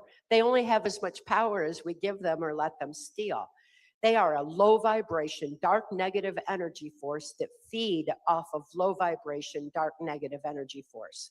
So if they keep us in fear, divided, hating, any of that, using trauma after trauma to keep us at a lower vibration, that's what they feed off. When we're aware of that, and we can keep our vibration high by realizing, by going within, aligning with that divine within, gathering that strength of human spirit that they fear so much, and that infinite power of love, we keep our vibration so high they have nothing to feed off. People ask me, well, aren't you afraid? You're speaking out about the Clintons and everything. And it's like, I am not afraid. They got fear from me the first 30 years of my life in MK Ultra. They're not getting any more. I'm going to keep my focus on helping the children, helping humanity by bringing truth to light, living the love that I am, keeping that vibration so high they can't touch me. So, that's ultimately our victory. They can't feed off of it. Kathy, thank you. Kathy, thank you for doing everything you're doing for us. When is the last time you saw President Trump alive in person? That would have been in 2022. Thank you. You're amazing. Just really amazing. Thanks for being here to speak to us. Wow. And I love the shout out to David Icke. That was interesting. But a couple weeks ago, I was dealing with the flu and I was surfing YouTube for free movies, and I ran across Sharky's Machine, which was directed by what's the guy that did Smokey and the Bandit? Burt Reynolds, right? And the reason why I wanted to watch it was set in Atlanta, 1981, 82 timeframe. So you get all these visuals of what the city used to look like back then. And as a commercial realtor, I'm super interested in seeing all that to see the difference between then and now. Well, guess what I ran across? The main part of the movie is dealing with a prostitute. And guess how she was trafficked into it? There's a group of guys that are picking up 12-year-olds in other countries and grooming them into elite prostitution circles. And this movie is set in made in 1981. And obviously this ring was set in Atlanta. It didn't imply an international thing other than they're picking up the girls somewhere else and bringing them into the market and raising them up to be good-looking, buckhead-looking housewife prostitutes, right?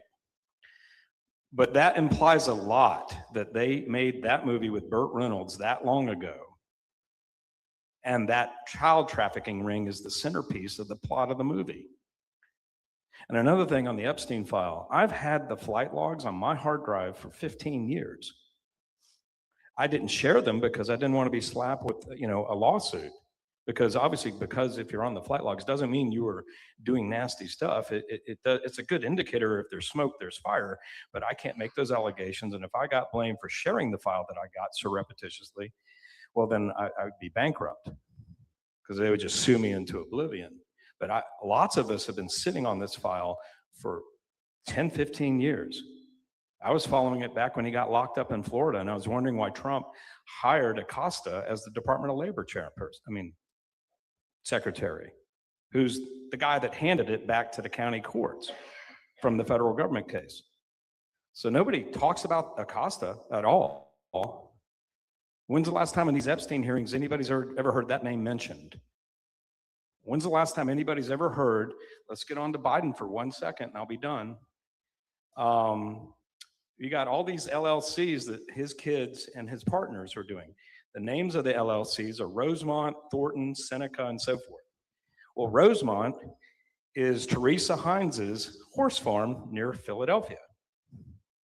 Guess where John Kerry was doing his campaign speeches in 2003 and 4? Rosemont Farms, just like this kind of a farm. Oh, that's his wife's farm. And that means Chris Hines, who's Hunter Biden's partner. Gee, I wonder why the name Rosemont's there. How about Thornton Partners? Who's Thornton? You ever heard of Whitey Bulger? Yeah?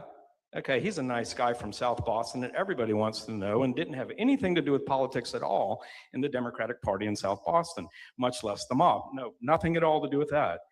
But his nephew runs a firm based out of Philadelphia that if you and me want to create an LLC and go do business in China, he's the law firm or the fix-it firm that sets up all the bank accounts and LLCs we need to do that business, right? Guess what the name of the firm is? His firm is called Thornton Partners. So I think when we're looking into these rings to rescue these kids, we might want to start looking at those kind of LLCs. And notice how nobody that's talking about Hunter Biden for years and years and years about his bereavement stuff and so on, when's the last time you heard anybody go into Chris Hines? Well, gee, who are Teresa Hines' parents? Well, they're based out of Malta and I think Holland, and they're old European aristocracy. All right, there's some carrots for you to go down your rabbit hole with, but and gee, do you think these circles that we're dealing with aren't operating out of those levels? Of course they are. I have a question for you. I thought I had the question and now I got on this rant. Have you noticed social conditioning going on in the media over the last 35 years? And what, so that people are being groomed just by watching television. And what do you think the impact of that is having on the general psyche of American viewers right now? Because that's the gateway that they're using.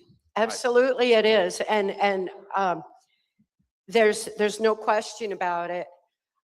First, I want to say I saw President Trump in 2023. I need to correct that because I was still on the Turning Point USA dates. And the Burt Reynolds thing,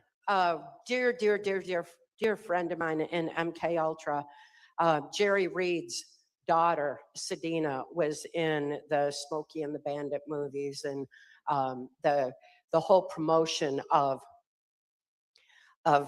these horrific trafficking operations has been going on a long time.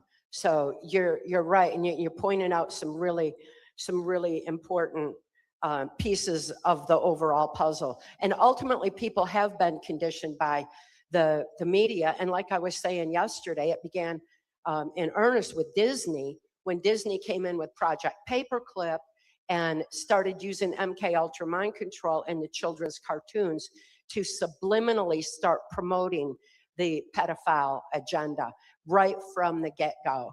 So, Disney has been actively involved in conditioning generations because, again, the Project Monarch sub-project of MK Ultra is the multi-generational aspect. And they've been multi-generationally conditioning people so that it becomes inherent for them to accept the pedophile agenda. And it's why more people aren't standing up against the sexualization of children in our school system. It's because they're waking up themselves from their indoctrination that's generational. And again, we got to break that chain.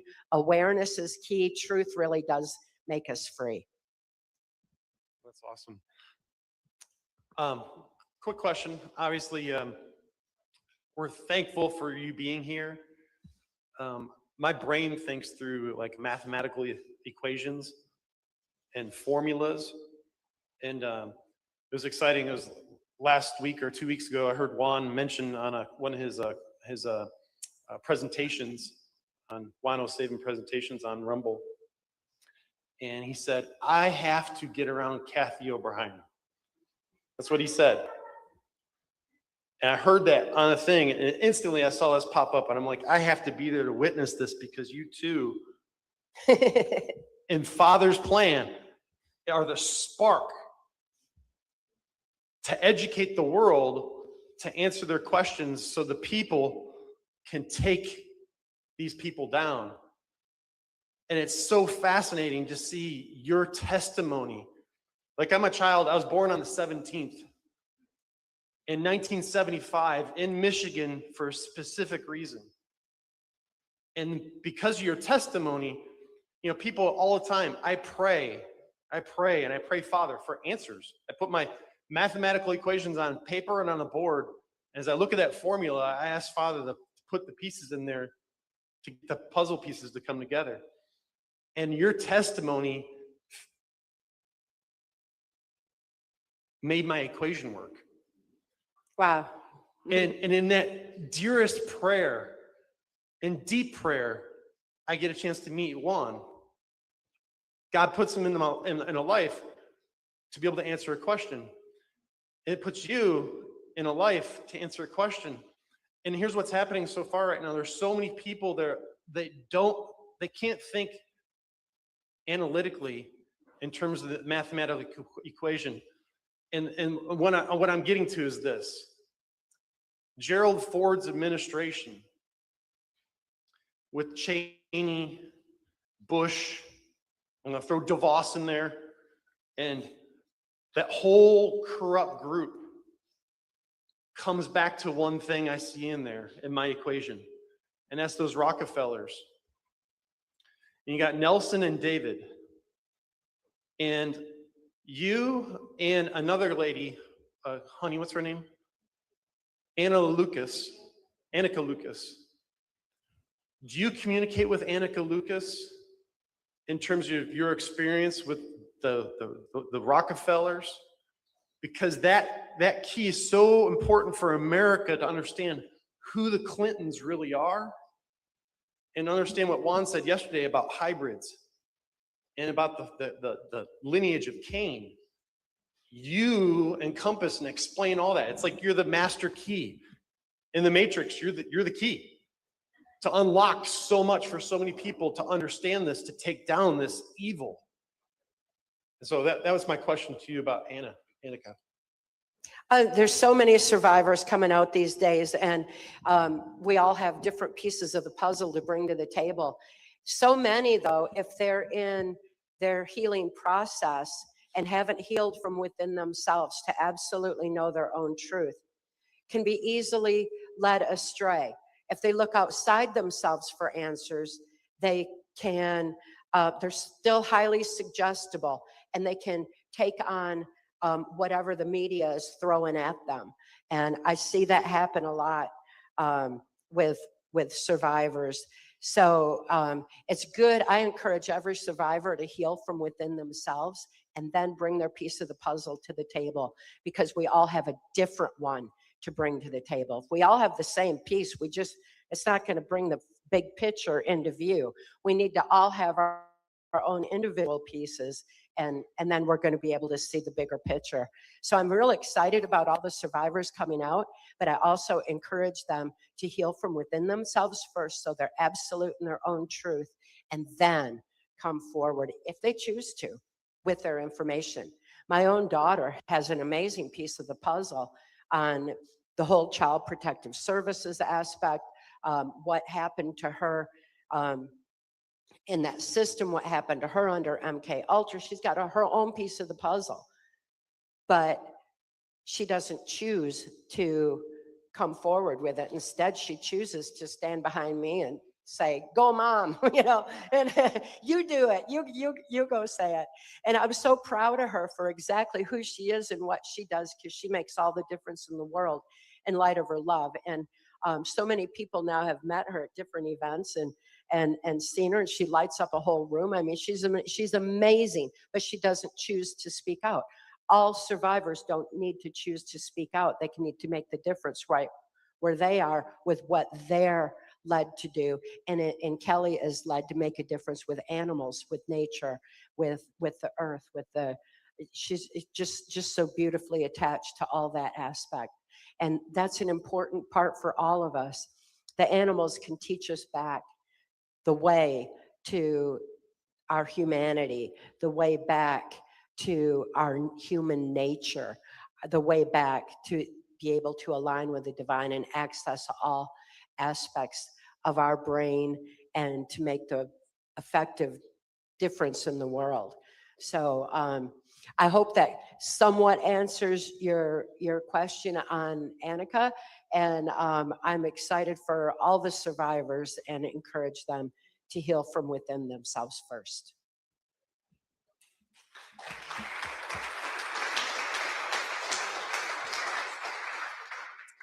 I won't ask you about Israel today, okay? But I read your book last night, Align with the Divine, and your segue into what you were just saying is about my question. I really loved how you were able to like speak with the animals and have that telepathic communication with them. And so I was reading in there about our birthright. And I don't know if this is the appropriate place to bring that up or not, but I would love to learn more about that and hear more about that from you, and how trauma has impacted that for you. And so thank you.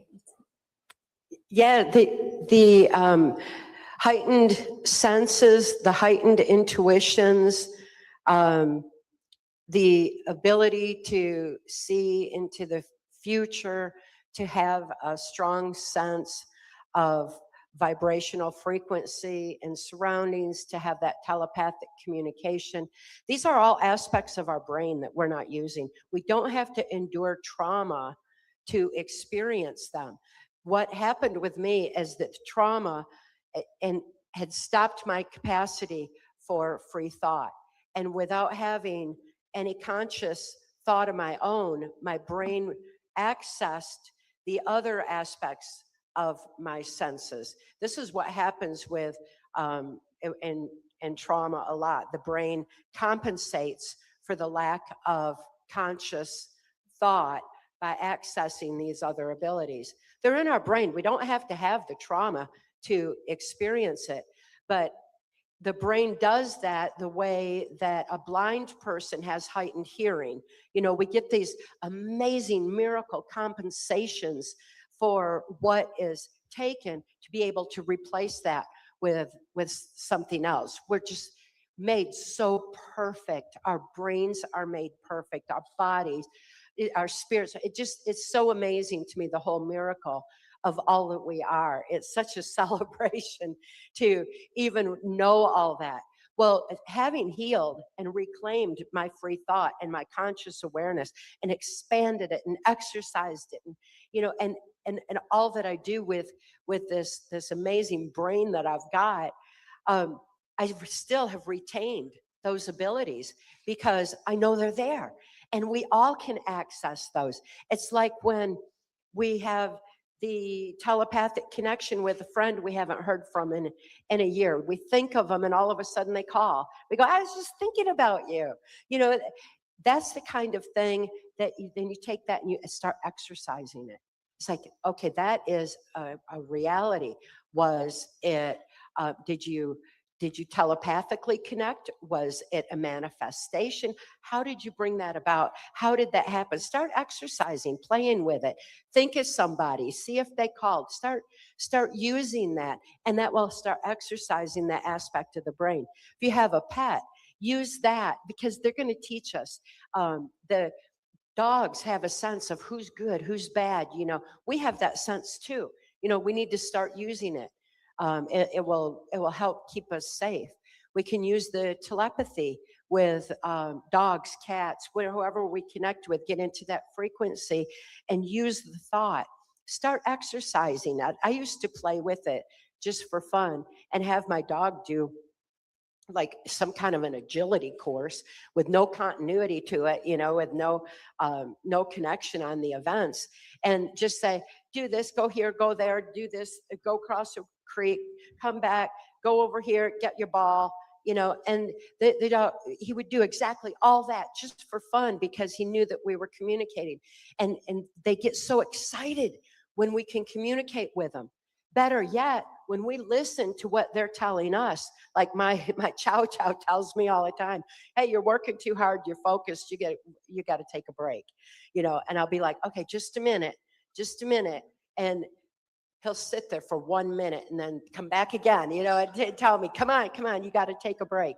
And I need to listen to that because he is sensing that's something I need for balance in my own life. And every time I listen to that and go take that break and go walk outside, breathe in the air, feel the sun on my skin and the breeze in my face. When I take that moment to do that, everything balances and I think clearer and I can get more done. So he knows how to do that and he's gotten real good at it. Just before I came here, I've got wheels on my chair to scoot around my office and do, whatever I need to be doing. And I was doing too much and I told him to wait too many times. So he came up and he pushed my chair back. He got behind it and he scooched it all the way really fast across my office, right up to the threshold where his leash is in the door. I said, okay, I'll do it. He didn't have to go to that if I would have just listened to him and paid attention, because he was telling me out of love. He was telling me because we're so attuned with each other, so we get these wonderful abilities to exercise our own telepathy when we start to listen. And it's a lot of fun. It's a lot of, it's so rewarding to be able to access those parts of our brain that we have been blessed with and have forgot about now for generations, because we're too distracted by the latest technology, harmonics, what we got to go do, working 9 to 5, 5 to 9, whatever. No, we need to take all that back, because it's a beautiful balance to our lives that help us think with more clarity, open more neuron pathways so that we can effectively be the change that we need to see in the world. Animals will teach us that.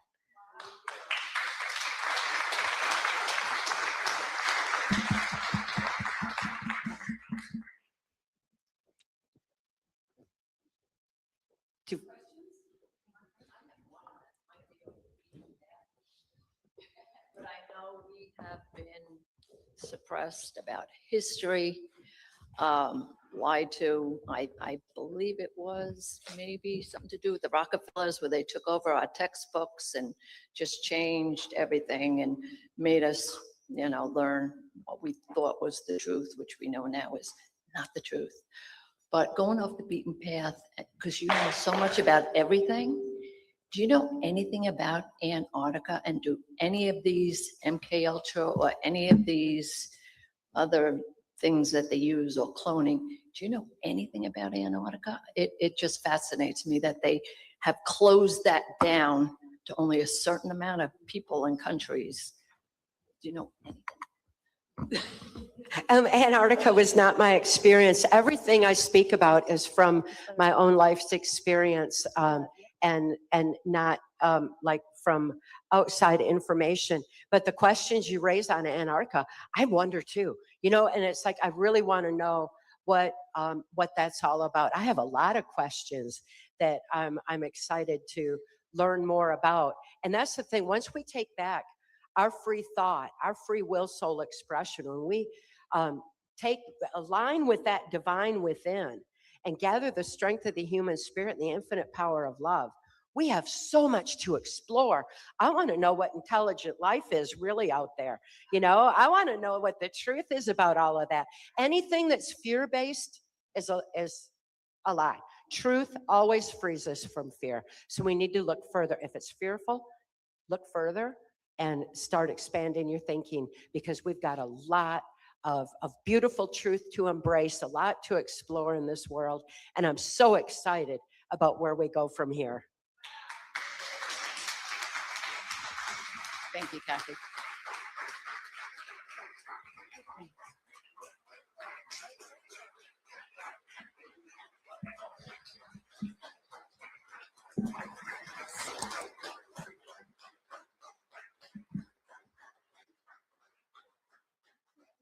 Well, again, more enlightening information. It's really amazing to have someone here who can actually speak firsthand, unfortunately, about all the situations we've all been called conspiracy theorists about for years now.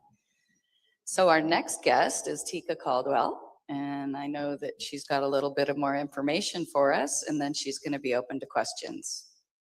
Welcome, Tika. Thank you, Simone, and thank you, Kathy. I'm so blessed to be behind Kathy again, because I get all inspired, and it helps me feel even more excited about what the work that I've been doing. And one thing that I related to with what Kathy was talking about was the intuition.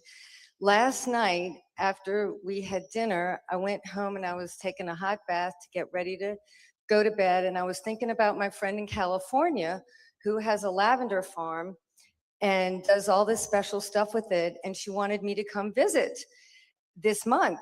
And I thought, I hadn't talked to her in 6 weeks, and I got a call her to tell her it's not going to happen. I literally get out of the tub, and there on my phone is Tika, how are you?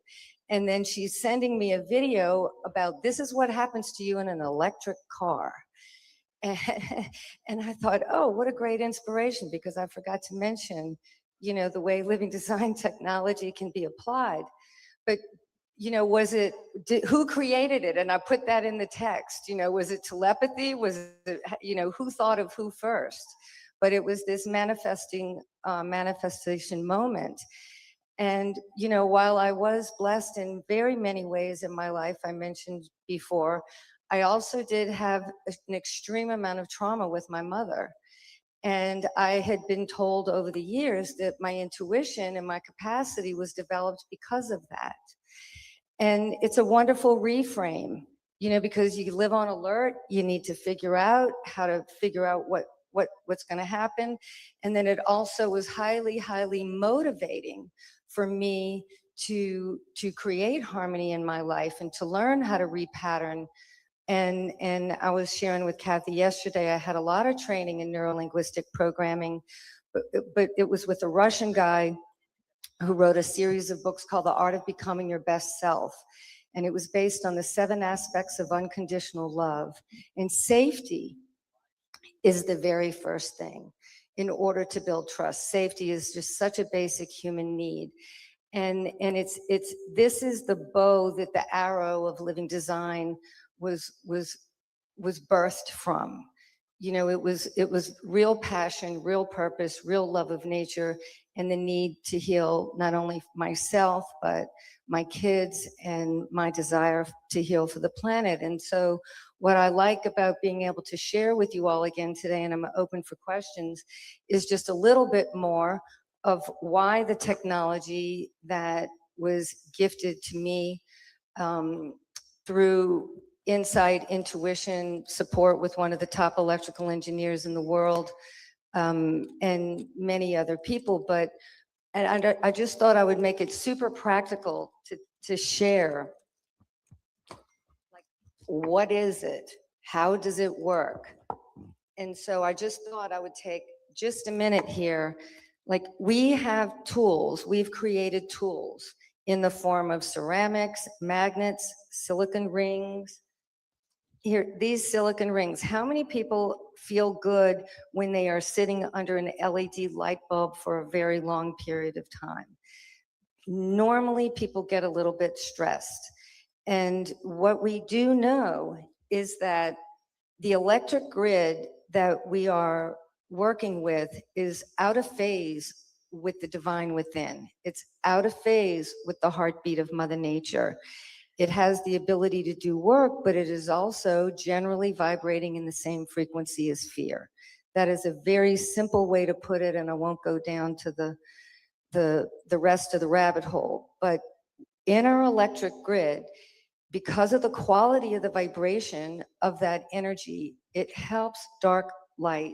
It feeds the fear. It feeds the dissonance. And it can perpetuate a sense of unrest or harmony. And so the point of living design is to take these things, our tools, and systematically layer it into the earth, the water, because the natural world also needs support, and place things around a building, a home, or an ecosystem, so that you're taking this dark light that is the light that is the energy that's running the grid and also affecting the grid of the earth. And through these imprinted tools, after talking to Juan last night, with these full spectrum of coherent frequencies, we give this positive information at the frequency level back into the earth, the water, if we wear it near our body, or in this room, like we have harmonizers, ceramic all around the periphery. We have cards that we can put underneath Wi-Fi routers. They don't look like much, but believe me, they are super, super, super powerful to take all the healthy frequencies of nature or the love in your heart, because the way to say it is this is stabilized love. It is the energy of love. We can make it as scientific as you want it, but at the end of the day, it's love. And so it's taking the field that we live in, and we're putting more love where there's no love, so we can find love, and that we can more easily be love. So that when we are repatterning ourselves, when we are awakening to the truth, we really do have more grounding and more support and more coherence to think our own thoughts and to have the courage that we need. I need the courage to be here sharing this with you. You know, I can already tell this just by holding this, it shifted my field. I can taste it. It makes a sweet taste in my mouth. Those extra sensory things that, you know, I can stick my hand in Clorox and I can taste it. But anyway, so we have a kit, for example, that you put on the meter. And what's in the meter kit?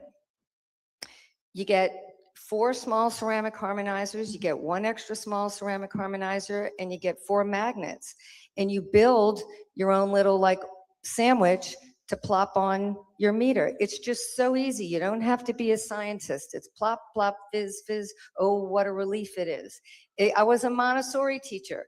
I'm not a geek. And so we made this really, really simple, because how often do we have mothers who have a young child and the child's room used to be the bedroom, and then the Wi-Fi router is underneath the baby's bed? Okay, I see this over and over and over again. And we have just simple stickers. They're very, very powerful, but you place them on your cell phone and it goes into resonance with your heart and the life-supporting energy of nature, so that when you're in a stressful environment, it doesn't have to take it from you to make balance. And then we have another thing like this level 2 kit. And I'm telling you all this so I don't have to repeat it at the booth 50 times. So basically what's in here, 6 octagonal ceramics that you place around the perimeter of your room, just like we did this room, and a small ceramic to put on with a magnet to put on your circuit breaker panel, 2 8-inch guards, 1 to put under your Wi-Fi router in your refrigerator, because the refrigerator is one of the biggest compression wave generators in the house. And so when we can harmonize that refrigerator, it also makes your food last longer, but it puts harmonic frequencies into your home. And it's easier for you to sync up with your heartbeat. It's easier for you to ground. It's easier for you to think clearly. And the reason why I'm telling you all of this is how we do it is, and then we have other things like we have magnets to put on lights, magnets to put on switches. So we have ways to attach things to technology or the earth energy that is already a generated current. And the reason why I'm telling you that is, we'll go to the next slide, because this is why we want to do this for safe houses, for kids, for the people that we're talking about.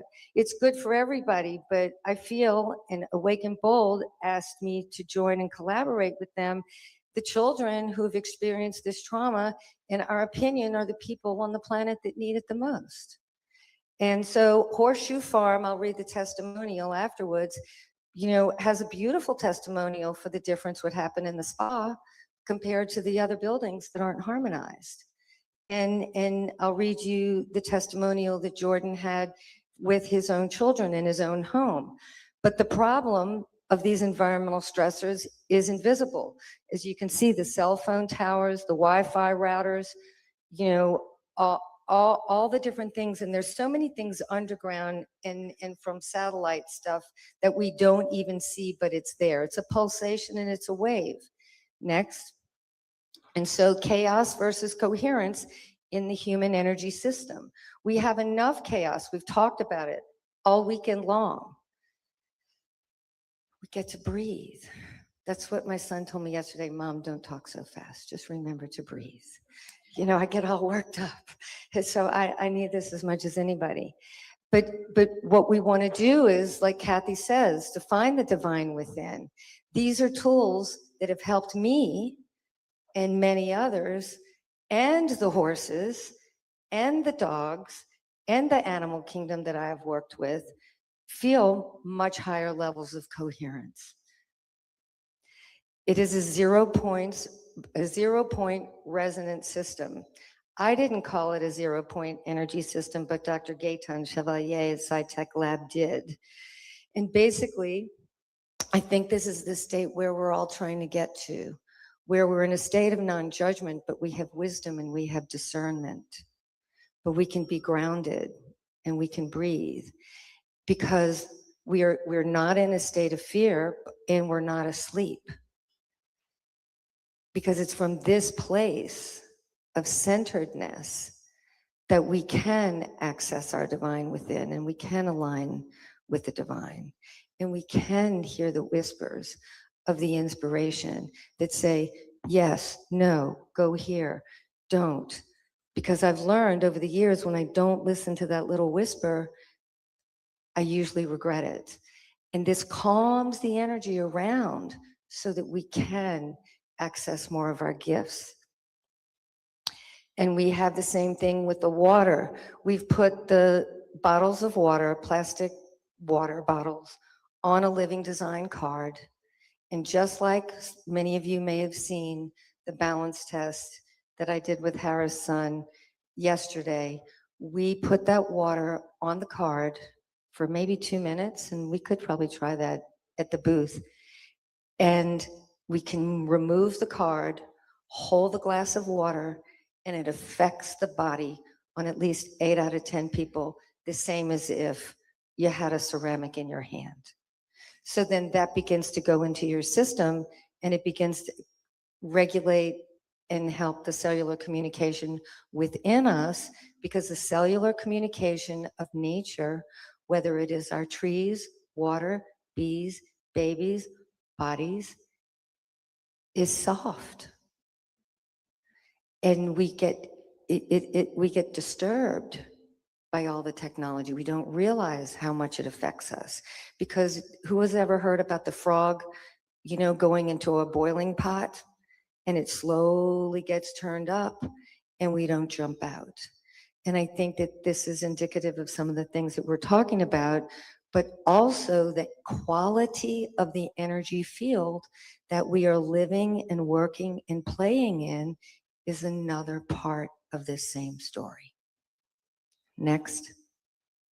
And again, we had Dr. Gaetan Chevalier at SciTech Lab starting to validate this in 2016. We're still working with him. We have other validation that we didn't share yesterday, but we've seen in Kirlian photography, I know it's not considered mainstream science, but we can change the quality of our electrical field. We all have a human aura. And the GDV camera, which SciTech Lab used, which Karadkov invented, is one of the ways that we can test the effect on living systems of greater levels of coherence. So what we're doing when we're harmonizing a home or a building is we're bringing all the harmonic frequencies in an unbroken chain, full spectrum, into our built environment. And Linda Cherry, I can thank, she's the one, she was going to be here for the event. She also was a survivor of a lot of trauma. She is the one that put together this PowerPoint presentation. She was so thankful for having living design in her home. And when we got to know each other, she was excited to say, oh, please let me do this. Why is it important to put in safe houses? And this was her creation. Tangible improvements in daily life, better sleep, meditation, prayer, connection, heart-centeredness, communication with nature. And there we have it. So it's really pretty simple. And I'm here to answer any questions if anybody has any questions. Yes, sir.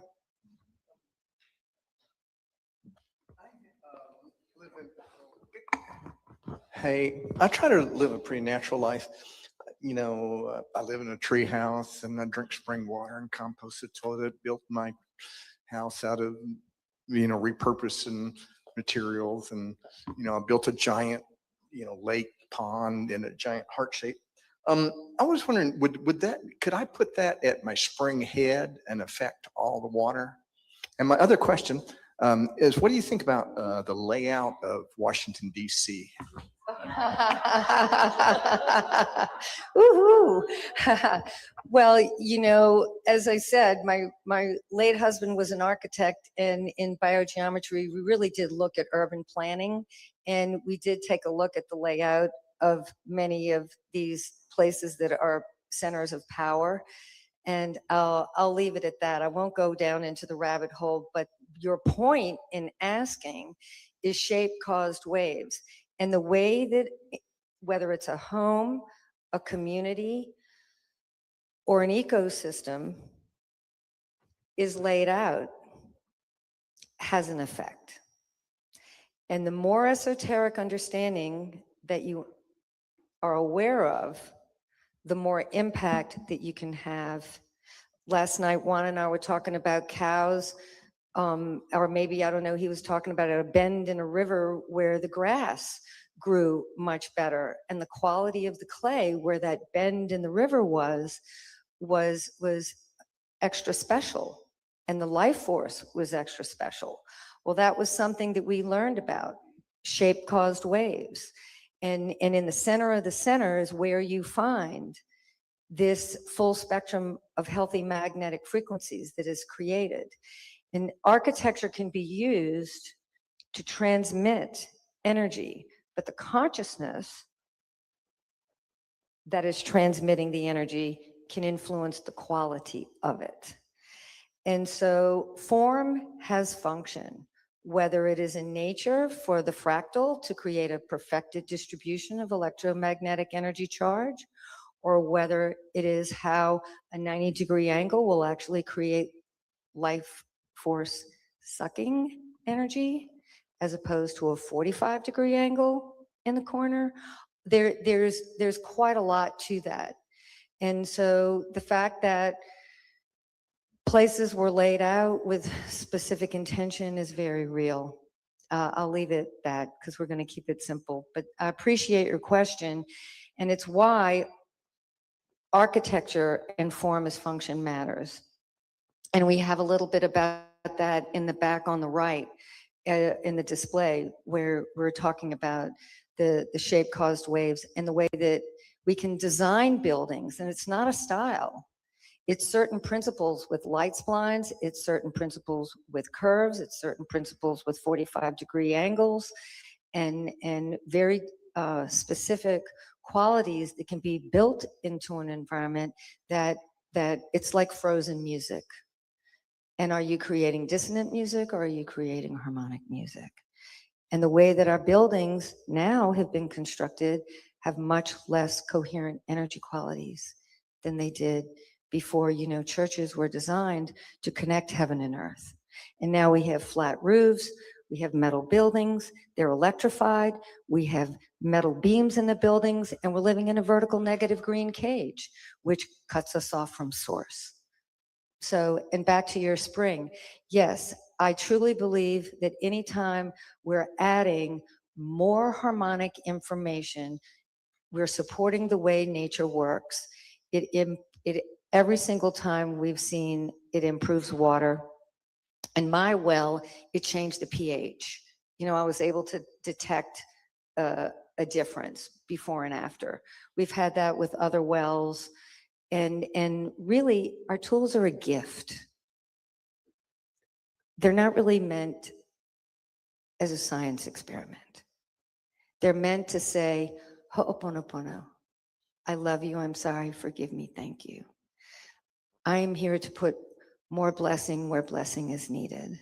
I am here, it's a gift of love. and the water responds. So the vitality of all of that, and then the way that the water gets from the ground to your house with any type of an energy flow, it will put more spin and more coherence in that, so that as the water's flowing through the pipes, it will stay more alive and support the vitality that that spring has. Any other questions? Yes. If if one wants to harmonize their property, do you come out to the property and suggest where the best placement is for all of the things you have? Or do you just wing it and get whatever? Thank you very much. That's a great question.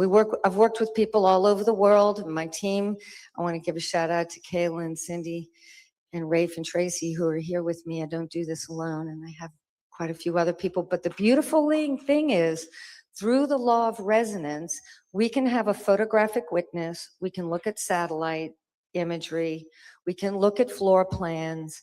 And because we have learned the ability to do resonant dowsing or vibrational attuning to different places, and I've been doing this for over 20 years, I'm pretty good at working with people anywhere and giving a plan and working with you remotely over Zoom, over FaceTime. So it doesn't have to be complicated. We have a very large project going now in Marshall, North Carolina. We're doing a huge retreat center. We're doing, and I had to figure out the proposal and the bid just to get in the door remotely. I had to start somewhere. And so often when people, the kits that we have are designed to be able to do on your own. Our team and myself are always here to support you, but I have been asked to go to London, and I have been asked to go to Spain to go harmonize 2 more retreat centers. And I think the angels are in the details, because when it's a complex environment, you can only get hands-on so much, and if it's large, and if there's a lot of electrical going on in there, if there's something where it's strategically located by a military base or whatever. But by and large, it's extremely simple to make a big difference in neighborhoods. I've worked with people working in neighborhoods and doing environmental, what I call guerrilla harmony, very easily. So it can be as simple or as complex as it needs to be. And we work on a consulting basis so that we can keep the bubble in the middle and figure out what's the best path forward for any given situation. Because there's no living design you can't do wrong. You can only do better, because it's just putting more love where there was less love.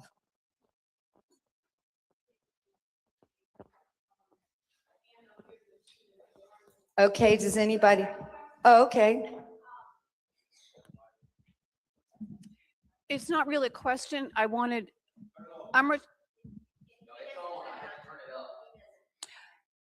retired from the school system, but school systems don't know the meaning of the word retired, so I'm still involved. I immediately saw, and my background is chemistry, so I could teach the formula here. That's very exciting to me. I'm a weirdo, but I see this somehow infiltrating into the school systems for parents, for children, for teachers, because they don't have the toolbox to handle the level of what's in the classroom. I tried to do that today. years ago in Asheville. A friend of mine was but the principal of the school system before she left.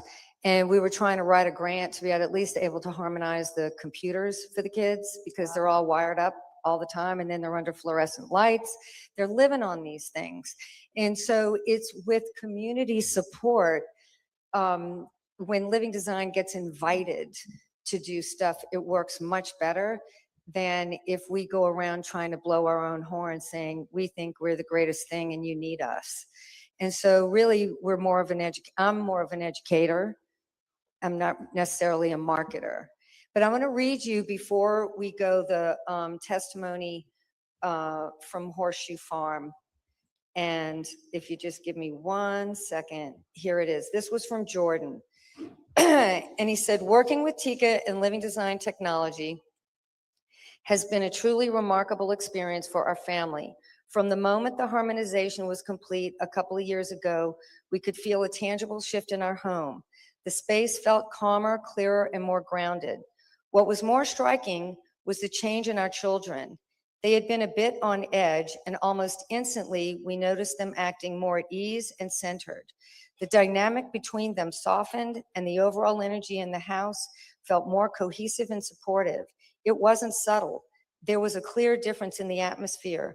The harmony could genuinely be felt. When we incorporated the technology into the stable spa, it elevated the entire experience. It seemed to draw forward the natural energy of the land itself, amplifying what was already present and creating a beautifully aligned, cohesive field. Guests have commented on how different the space feels, stating it feels more balanced, more restorative, and more alive.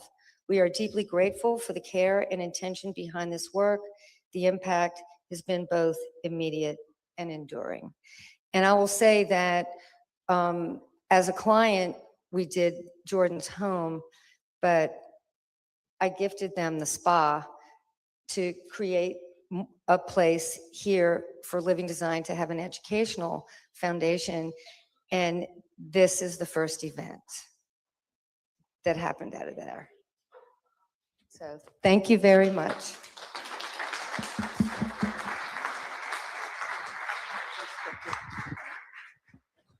What a day, eh? What do you think?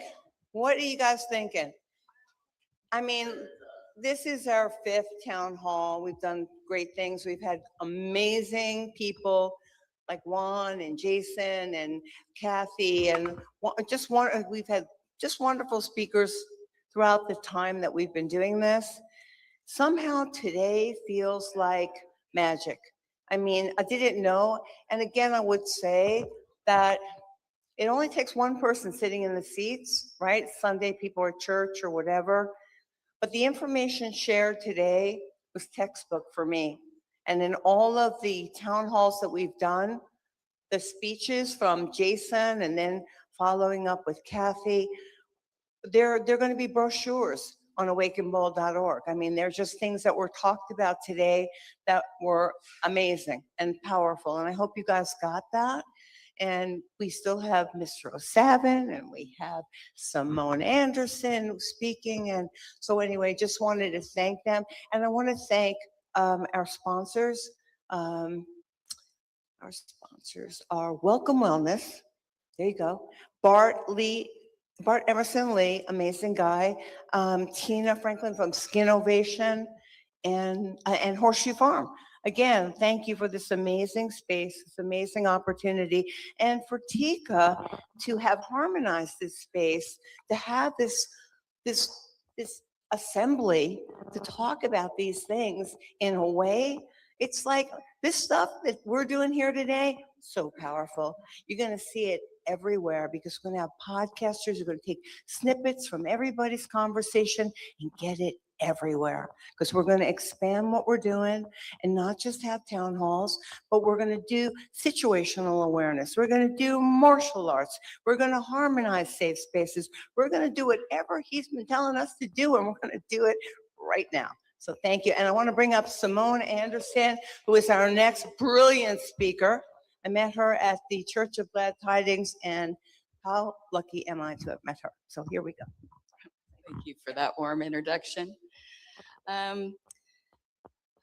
First of all, today, my concept today is going to be the Justinian Deception, Admiralty Law, and the Whore of Babylon. But I kind of wanted to talk a little bit about, we've had so much conversation today about the Jesuits and yesterday, the Vatican, and what we call human trafficking today. But human trafficking is just the politically correct word for modern day slavery. And so about 10 days ago, I was in Puerto Vallarta during the cartel wars. And I'd been in civil unrest in other countries, Russia, Venezuela, Greece, Turkey. I'd been in certain things in the past, But what's extremely strange about the Mexican situation is I don't think a lot of people really understand exactly what was going on in Jalisco, Mexico, and why this certain cartel leader was so important to the United States government. Now, I'm not sure how many people watch the news, but a few years ago, or about a year almost exactly to the date, right, about 2 hours from Puerto Vallarta near Guadalajara, they found some local people were looking for missing children and missing relatives. They found crematoriums, they found large gas chambers, and they found large stacks of bones and clothing and shoes. So the Aztecs ruled Mexico for many years, particularly the Puerto Vallarta area. The main beach in Puerto Vallarta is known as Death Beach because there were hundreds of thousands of child sacrifices by the Aztecs done there. So this is the hub in that certain area of Mexico for human trafficking. And I think that's why it was so important. The heroin business started in Mexico by the Spanish viceroy, which are kind of the lower classes of the Spanish Admiralty. And they actually, the banks were started with the heroin trade money. So I just thought connecting the Jesuits and what's going on in Mexico and the human trafficking chains kind of puts a perspective on what was really happening there. So it was very strange because the police never came. The military wasn't out for 8 hours. There were no sirens going off, and we literally had cars blowing up within 1,000 feet of our house. So the argument was between the cartels and the government. So I think we need to keep a close eye on that and find out what's really going on in Mexico, because it's much bigger than a lot of people think. Now, I was just going to ask in the audience, is there anyone in this audience that's aware of the Justinian deception or Admiralty law? There we have. Did you want to kind of give your quick opinion, or waiting for me to? I just wanted to know how many people were familiar with the topic, because I'm okay. Okay. Well, sometimes it's a new construct to a lot of people, but this is literally the slave system that's controlling our world, and not only people that are being human trafficked are in the human slave system. We are all in it. And so I'm going to kind of read from my speaker notes because it's a really complex topic and I want to get it clear to you in 20 minutes. I'm going to go ahead and read most of my speech and then we'll answer some questions after. A lot of people, it takes them a bit of time to digest what I say, and frequently after I do this talk, I get a blank stare in the beginning, and then about a week later, I'll start getting all these emails, and I'll get phone calls for people who know me personally, and they have a lot of questions because they've actually been able to verify what I'm talking about. So as we listen to different speakers and perspectives on the state of our nation and explore the structures that rule our lives, we often hear the expression "they." And when people are discussing the invisible hands of power that seem to operate to benefit the world's powerful political, religious, educational, medical, corporate, and military industrial complexes that control our planet. Got my...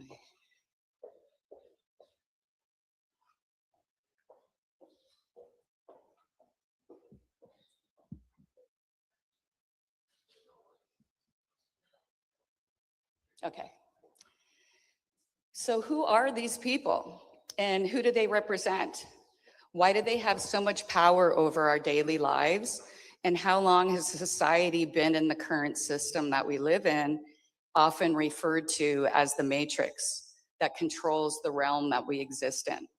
Does the system represent man's natural state, or are we suspended in an artificial construct? We are dead cargo lost at sea on a ship, where our birth certificates are monetary instruments pledged to a foreign power who controls the reality of the world's population.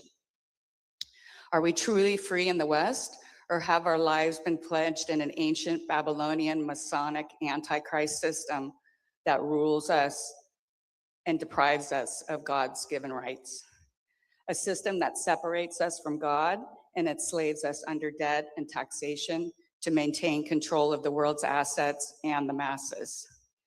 So before I get started, I just want to know that this is based on historical documents that a lot of you can look into for yourself. And my intention isn't to hurt anyone's feelings because some people belong to the certain faith. But again, we're talking about people in the higher levels of this system, not the everyday people. So we often hear that it's end times. And what does Revelation say about end times and the whore of Babylon? So slide 3, please.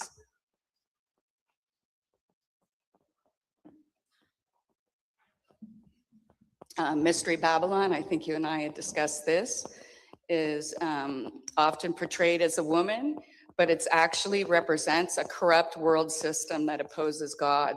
And this is actually a colorized illustration of Martin Luther's 1535 Bible, where he puts up who is the whore of Babylon.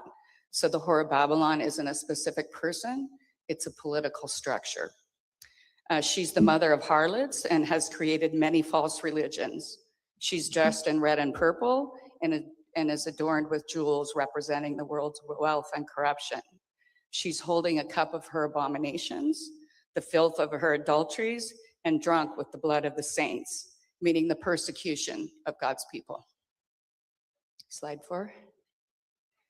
The horse sits on a scarlet beast and has 7 heads and 10 horns, representing the blasphemous, powerful political system that gave her her power.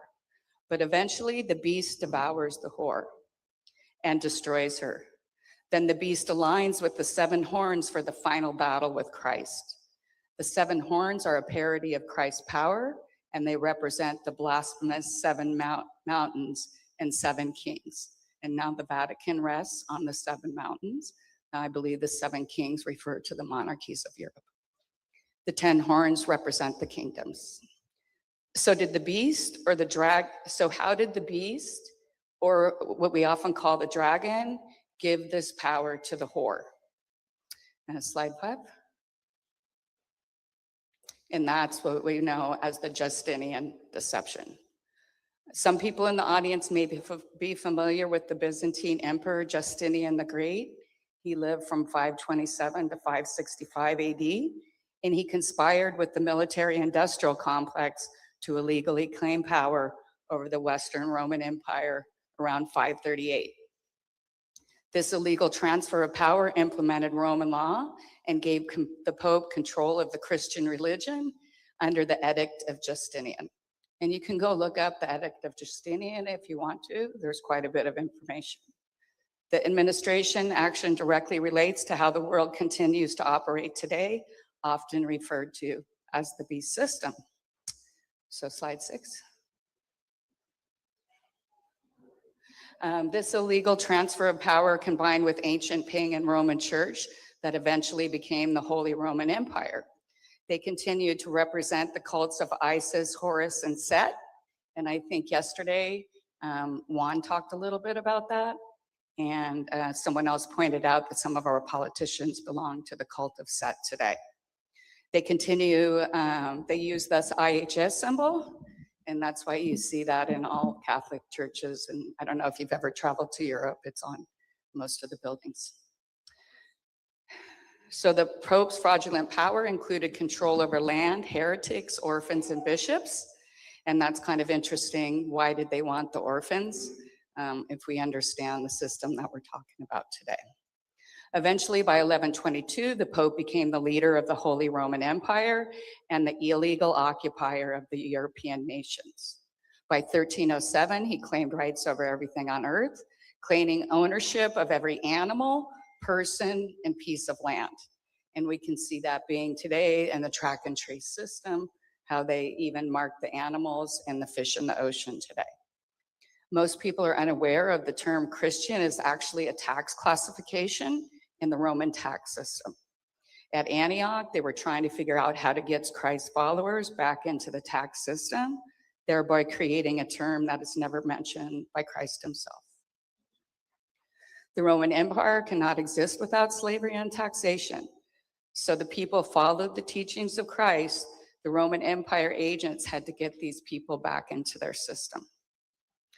Justinian was a soldier who all of a sudden declared himself to be a theologian, and he took it upon himself to assert authority where he had none. Again, he was the emperor of the Eastern Roman Empire and had no right to pass laws in the Western Roman Empire. The ruler of the Byzantine Empire, the primary beneficiary of this new system, were and are today the lawyers.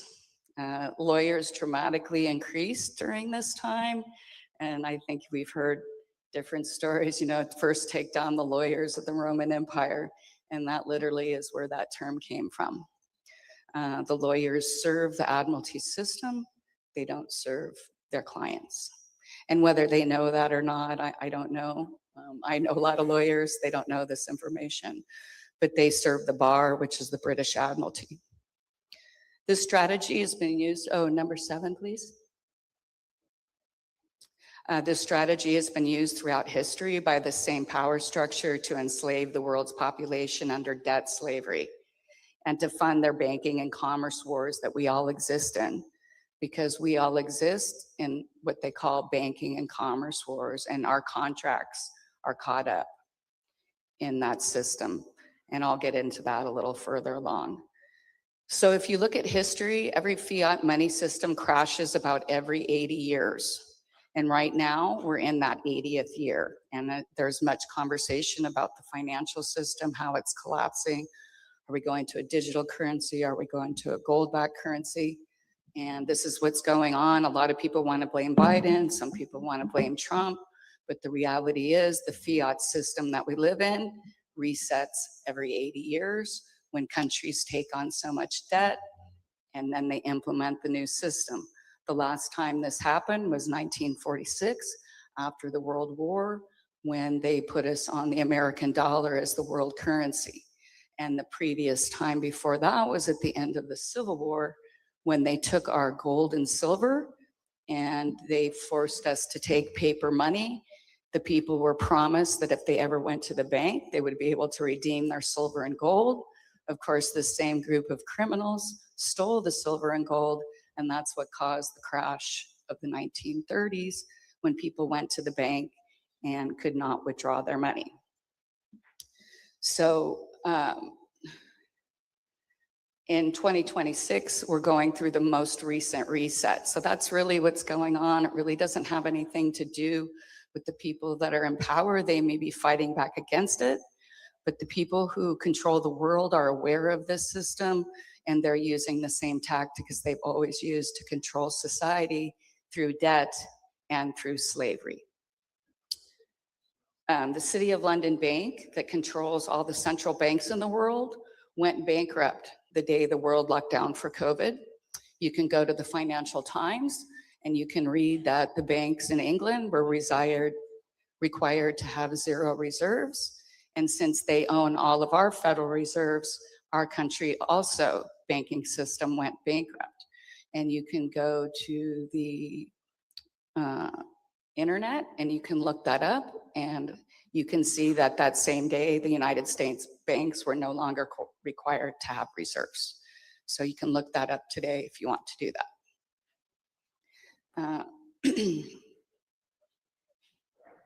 So slide 8. When the bankrupt US government needed funds, they went back to the City of London. So after the crash of 1929, our country was bankrupt. We had 3 bankrupts in the contract we did with the King of England back during the time of independence in the Bill of Rights, because he controlled the waterways. He was the ruler of the earth at that time and used to have his permission to travel across the seas. And all of our ships were being hijacked because we were no longer in that banking and commerce system controlled by the British monarchy. So in the contract we did to allow international trade, we had 3 bankruptcies. And so the first one was after the Civil War. The second one was this one and the crash of 29. And our country had nothing left to pledge because they had spent the last 30 years robbing us blind and implementing the Federal Reserve System in 1914. So what did you think they did? All they had was us, the people. So they pledged our birth certificates into the ancient Roman Babylonian system, and we became the collateral for our country's debt. And this is how the Romans occupied foreign lands for 1,000 years. And again, it stems from the ancient Babylonian system. So they had, the European powers had finally brought us back into the system that all of our ancestors left Europe to get away from. And we still exist in that system today. So I'm going to explain Admiralty law a little bit, but this is your birth certificate. And I suggest anybody go home and look at their birth certificate. And if you look with a magnifying glass, this looks like a stock certificate. Remember, we're all old enough to remember what a stock certificate looked like. Everything's digital now. But you can see right there, this is Michelle, the girl who was on the show yesterday. This is her birth certificate, if you listen to Michelle Melendez. And she actually wrote an excellent book, and you can find out a lot of this information. I'm talking to you, the book's for sale in the back room. And you can see right there that this is a banknote. You are a banknote, Midwest Bank Note Company. So we all exist in this system. So not only is the people who are forcibly enslaved under human trafficking, but we all are collateral for our government. When, for instance, if you're born to poor parents and you're a single mother, you're a junk bond. And if you ever got your birth certificate back, it would have a bunch of stamps. I don't know if people used to get a stock certificate back. You could see where your stock had been traded in every country, and that's what your birth certificate would look like. If you're born to two lawyers or two wealthy people, you're an A bond, because they know that throughout your life, you're most likely going to generate more money than the junk bond people. And I personally believe that's why they've moved so many people out of poor countries, because they A, have a younger population, and they would like to capture their birth certificates into our tax system, because they're not generating any revenue down living in the hills of Guatemala or something. So they're actually costing the system money, in their system anyway. I'm not saying that is how I feel. The system is often referred to as Admiralty law or the birth certificate system. This is communism. So let's not get that confused. The root of communism is the Roman Catholic Church, its construct, and it's the one who's funded all the wars that's murdered hundreds of millions of people in the last 100 years. And again, I went to Catholic school. I took my grandmother, although I'm not Catholic myself, I took my grandmother every Sunday until she died to church. So this is not about the individual people who have a faith in God. So I just wanted to make that clear. Since 1871, when the US Constitution was replaced by a corporate document, we've not had a legitimate president of the United States. This same structure put in a illegal, during the Civil War, they put in an illegal constitution into the United States, and that's what we've been operating under since that time, and that's what's allowed this system to succeed. So a lot of people call President Trump the 45th president, but if you understand Admiralty law and the fact that this system went bankrupt a few years ago, he's the 19th president of the United States, because this was an illegal contract and we've been operated and been ruled over by criminals, pirates, basically. That's why Hollywood's so fixated with pirates, because they literally are the pirates that have occupied our land. This group of foreign hostile invaders took hold of our nation after the Civil War. The takeover continued into the 1930s and the nation's second bankruptcy. The third and final bankruptcy of the United States occurred in 1999. And that's why, and we had a 60-day period where the United States was what they call open for capture. Our contract with the British Crown had expired. Our financial system had collapsed, if anybody remembers the big tech bubble and the collapse there. And that's the reason George Bush or Rockefeller was put into office, because he was, not George Bush, Clinton, because he was a Rhodes Scholar. And Cecil Rhodes captured Africa under this same system to steal all their assets and capture the people into the slave system. And so he left his fortune for people to train future leaders to bring the world back into the British monarchy system, which is really the Vatican system. The actual monarchs of Europe lost their power to the Pope, starting with an agreement assigned at the Concordance of Worms in Germany in 1122. They reneged on that by doing the Magna Carta. And because the King of England was the ruler of all the European monarchies, they all lost their power and they subjugated at that time to the Pope. And the agents of the Pope from Oliver Cromwell on have actually destroyed the actual bloodlines of the original monarchies and replaced it with the Rockefeller, Rothschild bloodlines, or what we call the 12 bloodlines. The agents of this banking system are battling it out right in front of us for control of the new financial system. That's why we see all the chaos. And they're struggling to implement the new track and trace digital currency and start wars to cull the population. Because whenever they get caught or people find out about this, they start a war. They send our young people off who would be the ones who fight back. They rob the rest of us. They start taking 90% of our income. A lot of people after World War II, the tax rate was 90%. So, and it allows them to take more and more control. So in the 1930s, the bankers formed 4 international communal corporations, hence the word communism. Being international means that you have no land. They derive their power from other corporations that are exerting illegal power over the people they do not have the rights to enforce. In the systems, we're on a fictitious ship where we are under the law of the sea and not the law of the land, and we're subject to the rules of the captain. We have no rights in this system. In fact, we are considered dead cargo. The term human itself means monster or dead cargo. Our parents are tricked into signing paperwork in the hospital that sells our birth certificate to the Federal Reserve System. So a hospital is a foreign hostile port, just like the courtrooms are foreign hostile ports.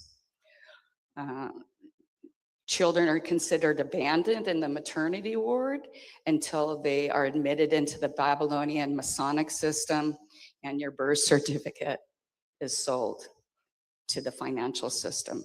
And your real birth certificate is at the Vatican Bank in Switzerland as collateral for all the money our government is spending. The value of each birth certificate is derived from the future tax revenue that they'll generate for the Vatican. The system claims the child in the womb because the womb is full of water, so they're claiming us under admiralty law.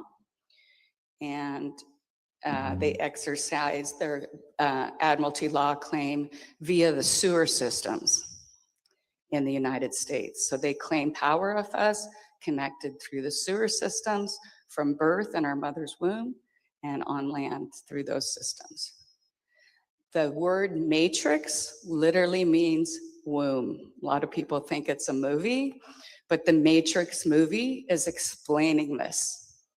And if you understand Morpheus, and the people are in a dream state, Morpheus is the king of the dream state. They have us all living in this altered state. And so that's that movie, if you understand mythology, if you understand this system, is an explanation of the world we're truly living in. And I had never seen that movie. I was living in communist Russia when that came out. I was a mining executive, and I was advising the Russian government on different things. And so I just saw that movie as a shoot 'em up. And a couple years ago, I saw this, I think there's 4 or 5. So I saw this 5-pack, and it was supposed to be a really rainy weekend. And I'm like, you know what? I'm gonna watch this movie.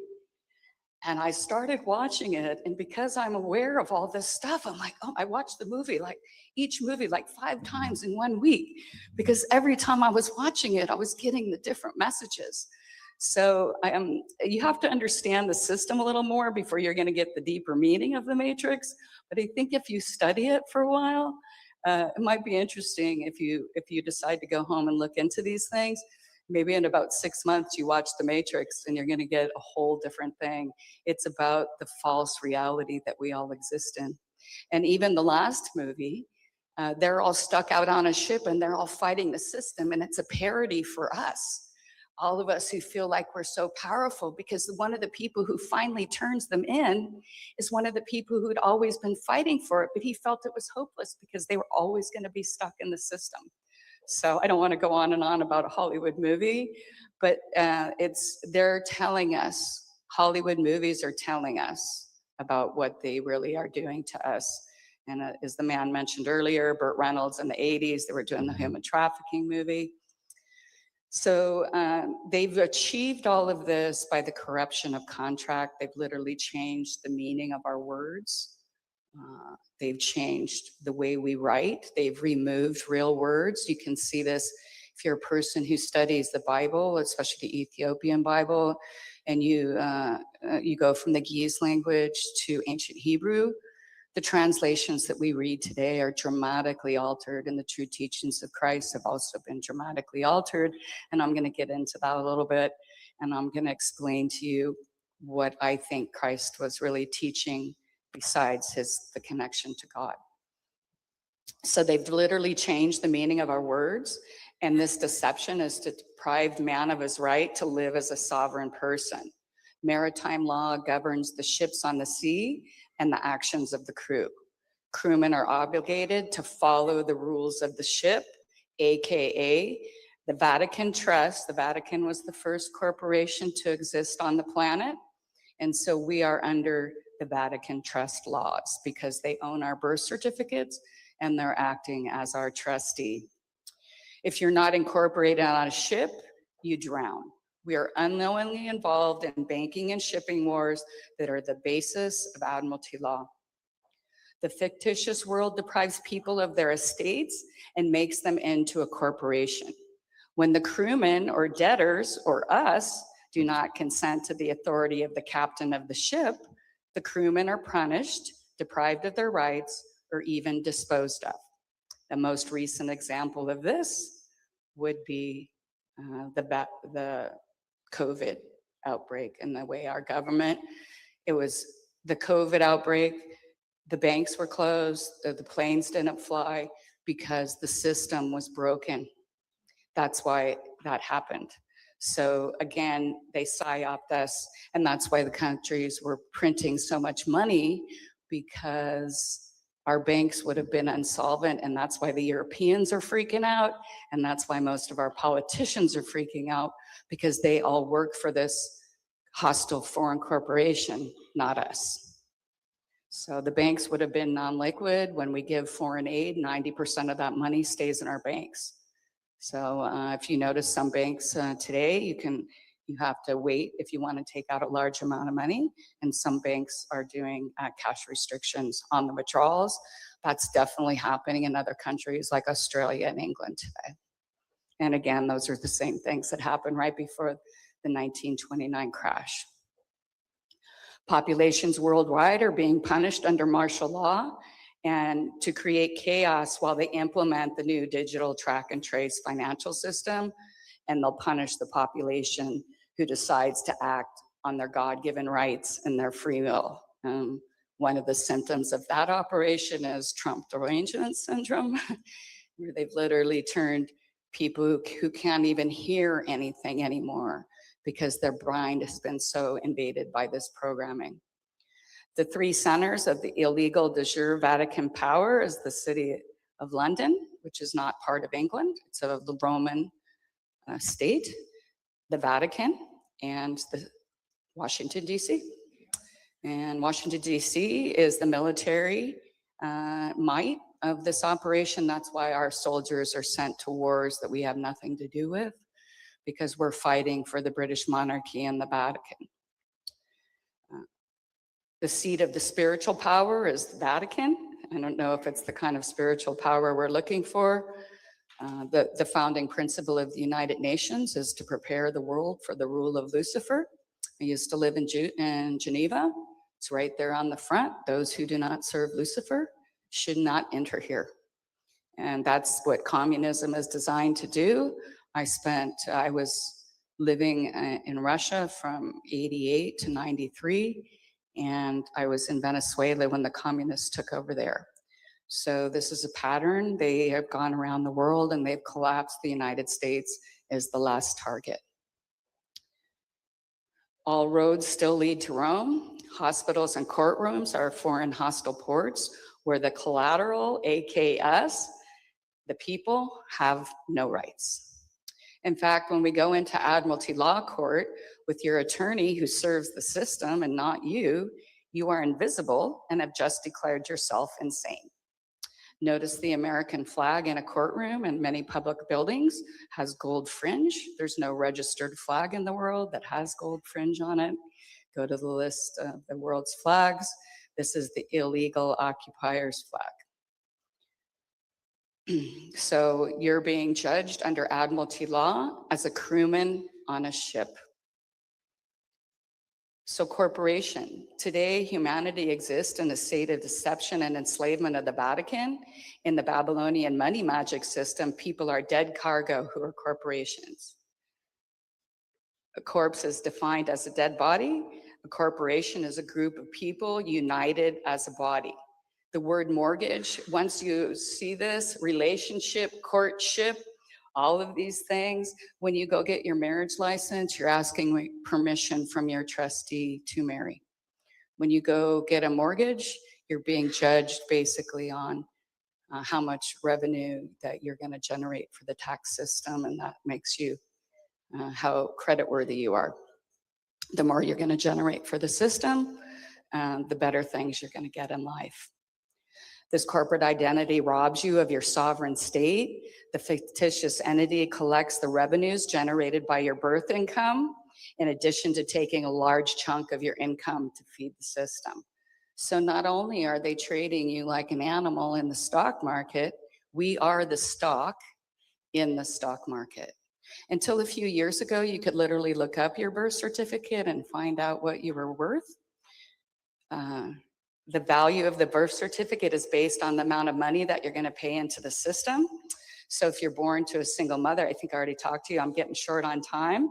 When the population will not consent to the captain's plans, the right of travel, economic opportunity, freedom of worship, and personal national safety is withdrawn. That's what we've been seeing all around us. That's why they've allowed them to invade us from all different parts.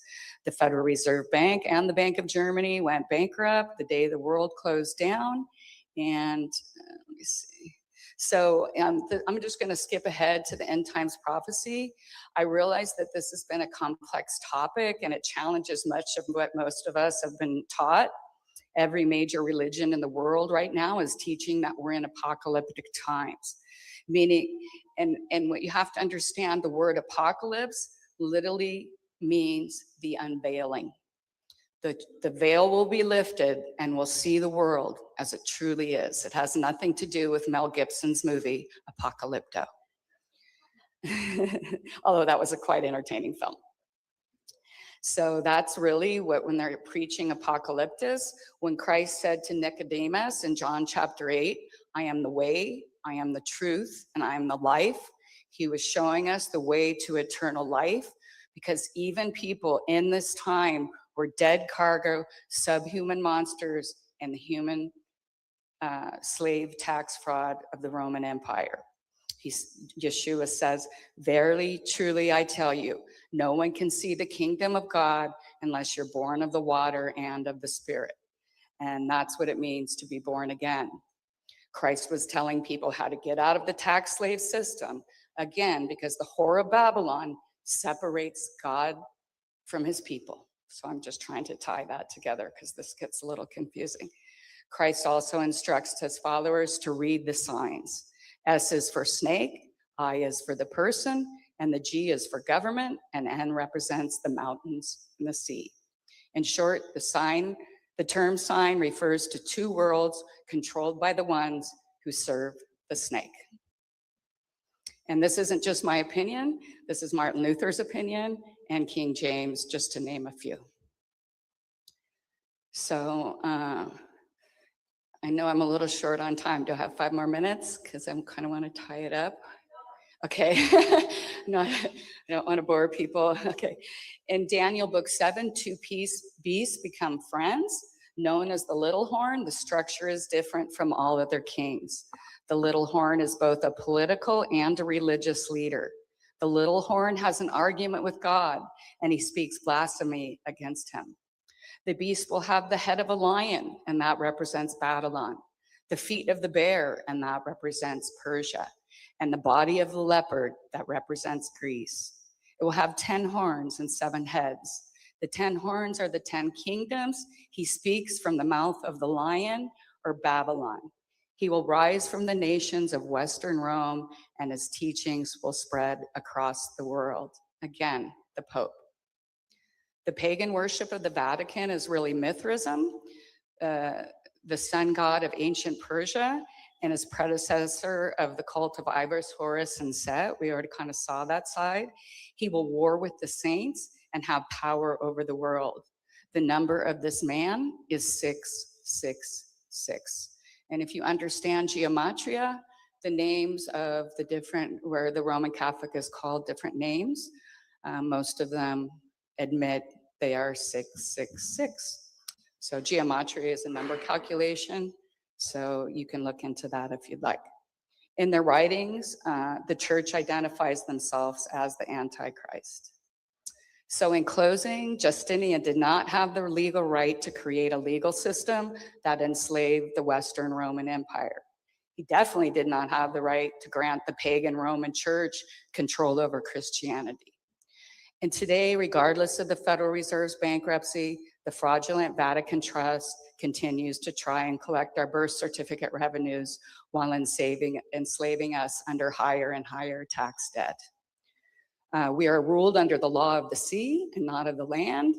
This is the world's true state of affairs. So if the Pope is the captain of our ship, where is he leading us? And remember, the word governmental is based on the Roman word, Latin word, mes emporium, and that means mind control or to steer or navigate. Again, the shipping terms of Admiralty law. And that's Kathy and a few people here have touched on that, the mind control of our government and our leaders. So we want to go to slide 10. So, what I have to say today is let's stop arguing with our friends and our relatives about whose side is right. Once you understand the two-party system is designed to pit us against each other, we can reach above these differences and focus on the actual power structure that takes a good chunk of our paychecks, sends our sons and daughters to war, and whose final goal is totalitarian rule of the planet under one government, one military, and one religion, and preparation for the rule of Satan. And having lived in communist countries, all original document of the Communist Party admitted that they were preparing the rule of Satan, but that's been removed in the more modern times. The word Vatican itself means divine serpent. The Pope speaks from his amphitheater, from the mouth of a snake. So you can go look that up if you'd like. So the final slide. So we can choose to take the blue pill, or we can remain compliant, or we can take the red pill and see the world as it truly is. Remember, today our society is ruled under Roman law, and that means if we do not push back, we consent. And that's what's been going on in society while we were all watching football games and busy with our lives, having to work 2 jobs. We no longer push back. As they were talking about yesterday, it's our duty to be involved in our government. So I'm not sure about any of you out here, but I do not consent. Welcome to the matrix. So there's a lot more, and you can go research all of this yourself. If you want to find out true definitions of words, you can go to the Black Laws Dictionary, which was, I think it was published from 1940 to 1948. And you can look up what many of the words we use on contracts and that actually mean. And the corruption of the language has caused us not even to understand what we're really saying or writing about. For instance, when you get a mortgage, that literally translates to death pledge because you're dead in their system. Why do we make a death pledge when we take a loan on our house? Because we're borrowing from the money they have from our birth certificates. So does anyone have any questions? I'll start. I do a podcast. I'm not a full-time podcaster or anything. I used to write a lot because I never had anyone to talk to about this stuff. And one of my friends said, hey, you should do a podcast. And so I started doing a podcast where I basically just read my writing and I put slides to them. So my podcast is called Lost in Translation. It's on YouTube. If you have to put in Lost in Translation, Justinian Deception, because they'll send you the movie with Scarlett Johansson. And so I wasn't in that movie. And then I'm also on Rumble, Lost in Translation Show, and that's all one word. And that one's pretty easy to look up, but YouTube still has a better, Rumble kind of sucks as far as like the time and all that. It's a harder platform to use. So go ahead. Hey, Whitney Webb, I'm sure you're familiar with. Yes, Whitney. Whitney. You know, she's talking about the new monetary system and everything's going to be monetized, right? Yes. And that means land, things, nature, you. Yes, And- we're already monetized. Oh, Yeah. So what happens to you when that bank goes bankrupt? And the second part of my question is, when Caesar said, Jesus said, give to Caesar what is Caesar's and give to God what is God's, about paying taxes. And is that the Schofield Bible being corrupted? Well, I personally studied the Ethiopian Bible, which has the closest text. Abraham had three wives. We never hear about his Ethiopian wife after Sarah died. He had children with her. They went back to Ethiopia. Some of the people with the strongest DNA to this day are from West Africa. According to DNA, when they took the slaves, they knew exactly who they were taking. They were the descendants of Abraham through his Ethiopian lines. And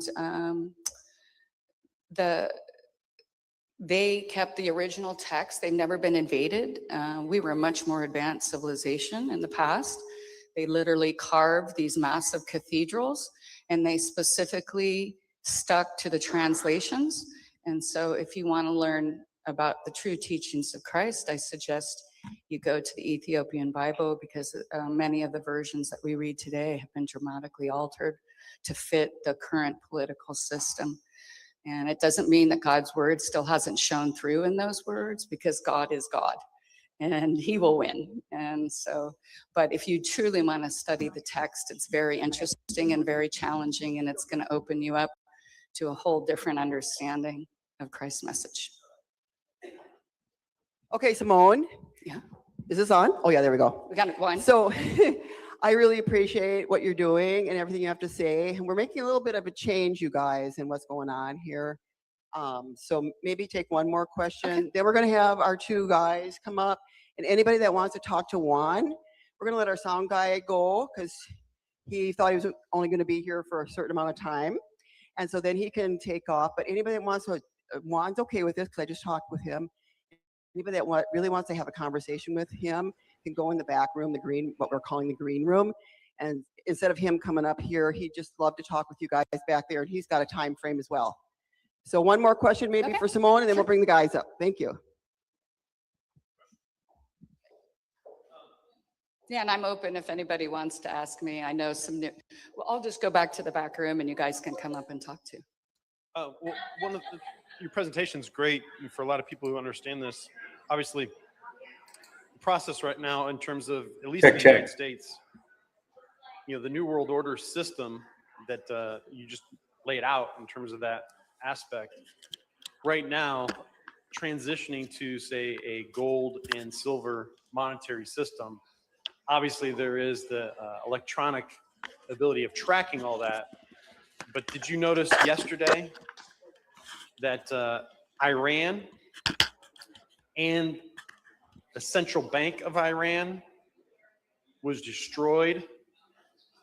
So that bridge between the Rothschild Bank and London, and immediately when it happened, I just noticed this was Friday when it closed. Are you leaving? So everything that you're talking about is spot on. I like, good to know you a little bit. BlackRock's Hopefully we do it stock again. right now is plummeting.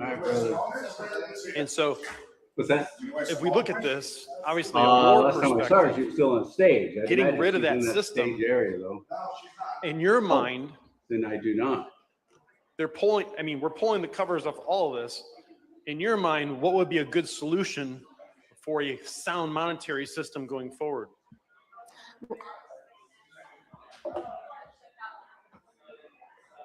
What was that? Well, I think there's a lot of confusion about what's going on. There's all different power structures, as I explained, that are trying. That's what we see with the arguments between the world leaders, because everyone's trying to implement the new system.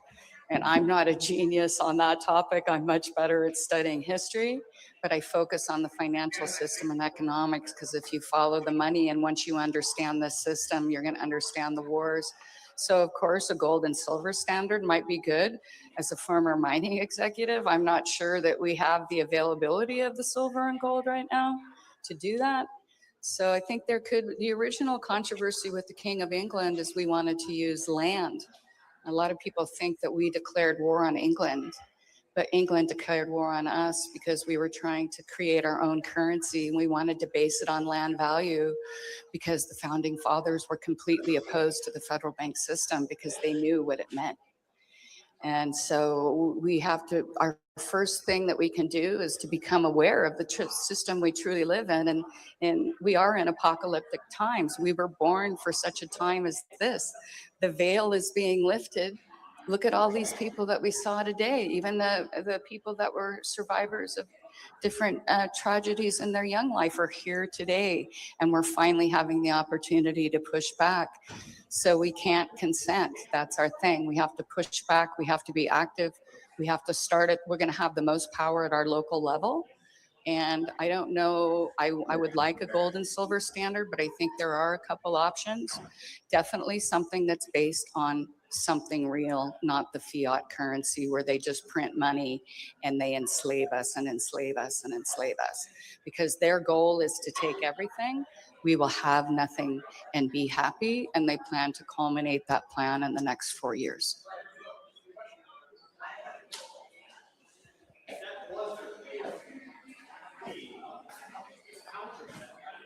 Yes.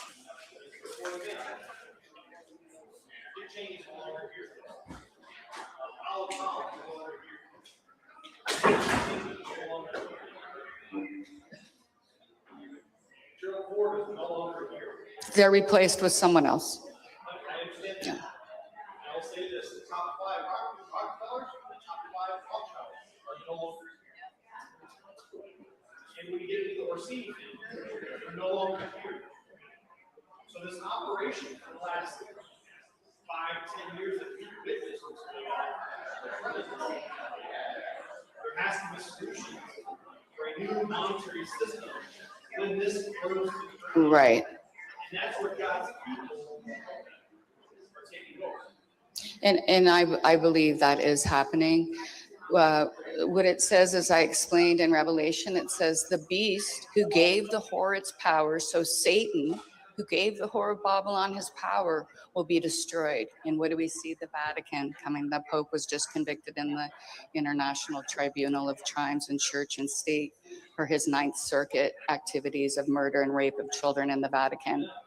So these things are happening, but we have to understand the beast devours the whore. But then the beast rises with the rulers of the earth to battle God, and we're in that time. So I don't know if that answers your question. I don't know what the solution is. I believe that there are things out if we go to the gold or silver standard, because we were the richest country on earth before the Civil War. And that's why they robbed us blind and took our country over, because everyone was leaving Europe and the areas they controlled to come here. They wanted me to kind of end, so I can answer your question. One more, okay. I can't hear you. Oh, yeah, of course.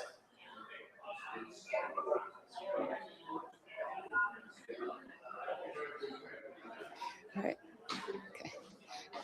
Yeah, he needs to finish up because they have to go to another gig. So thank everyone for coming, and don't forget to donate to Awake and Bold if you can. All right, thank you.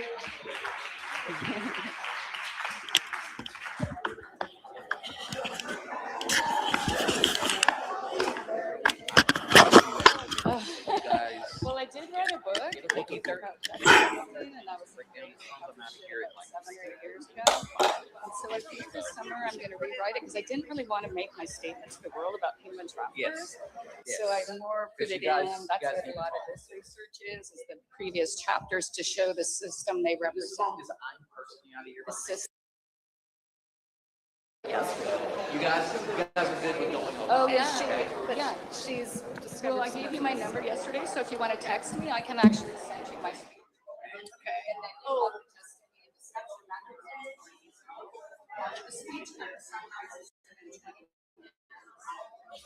I take yours. You took mine. Yeah, I thought make sure. I think I gave it to you because I remember you were holding it and I didn't have it. So.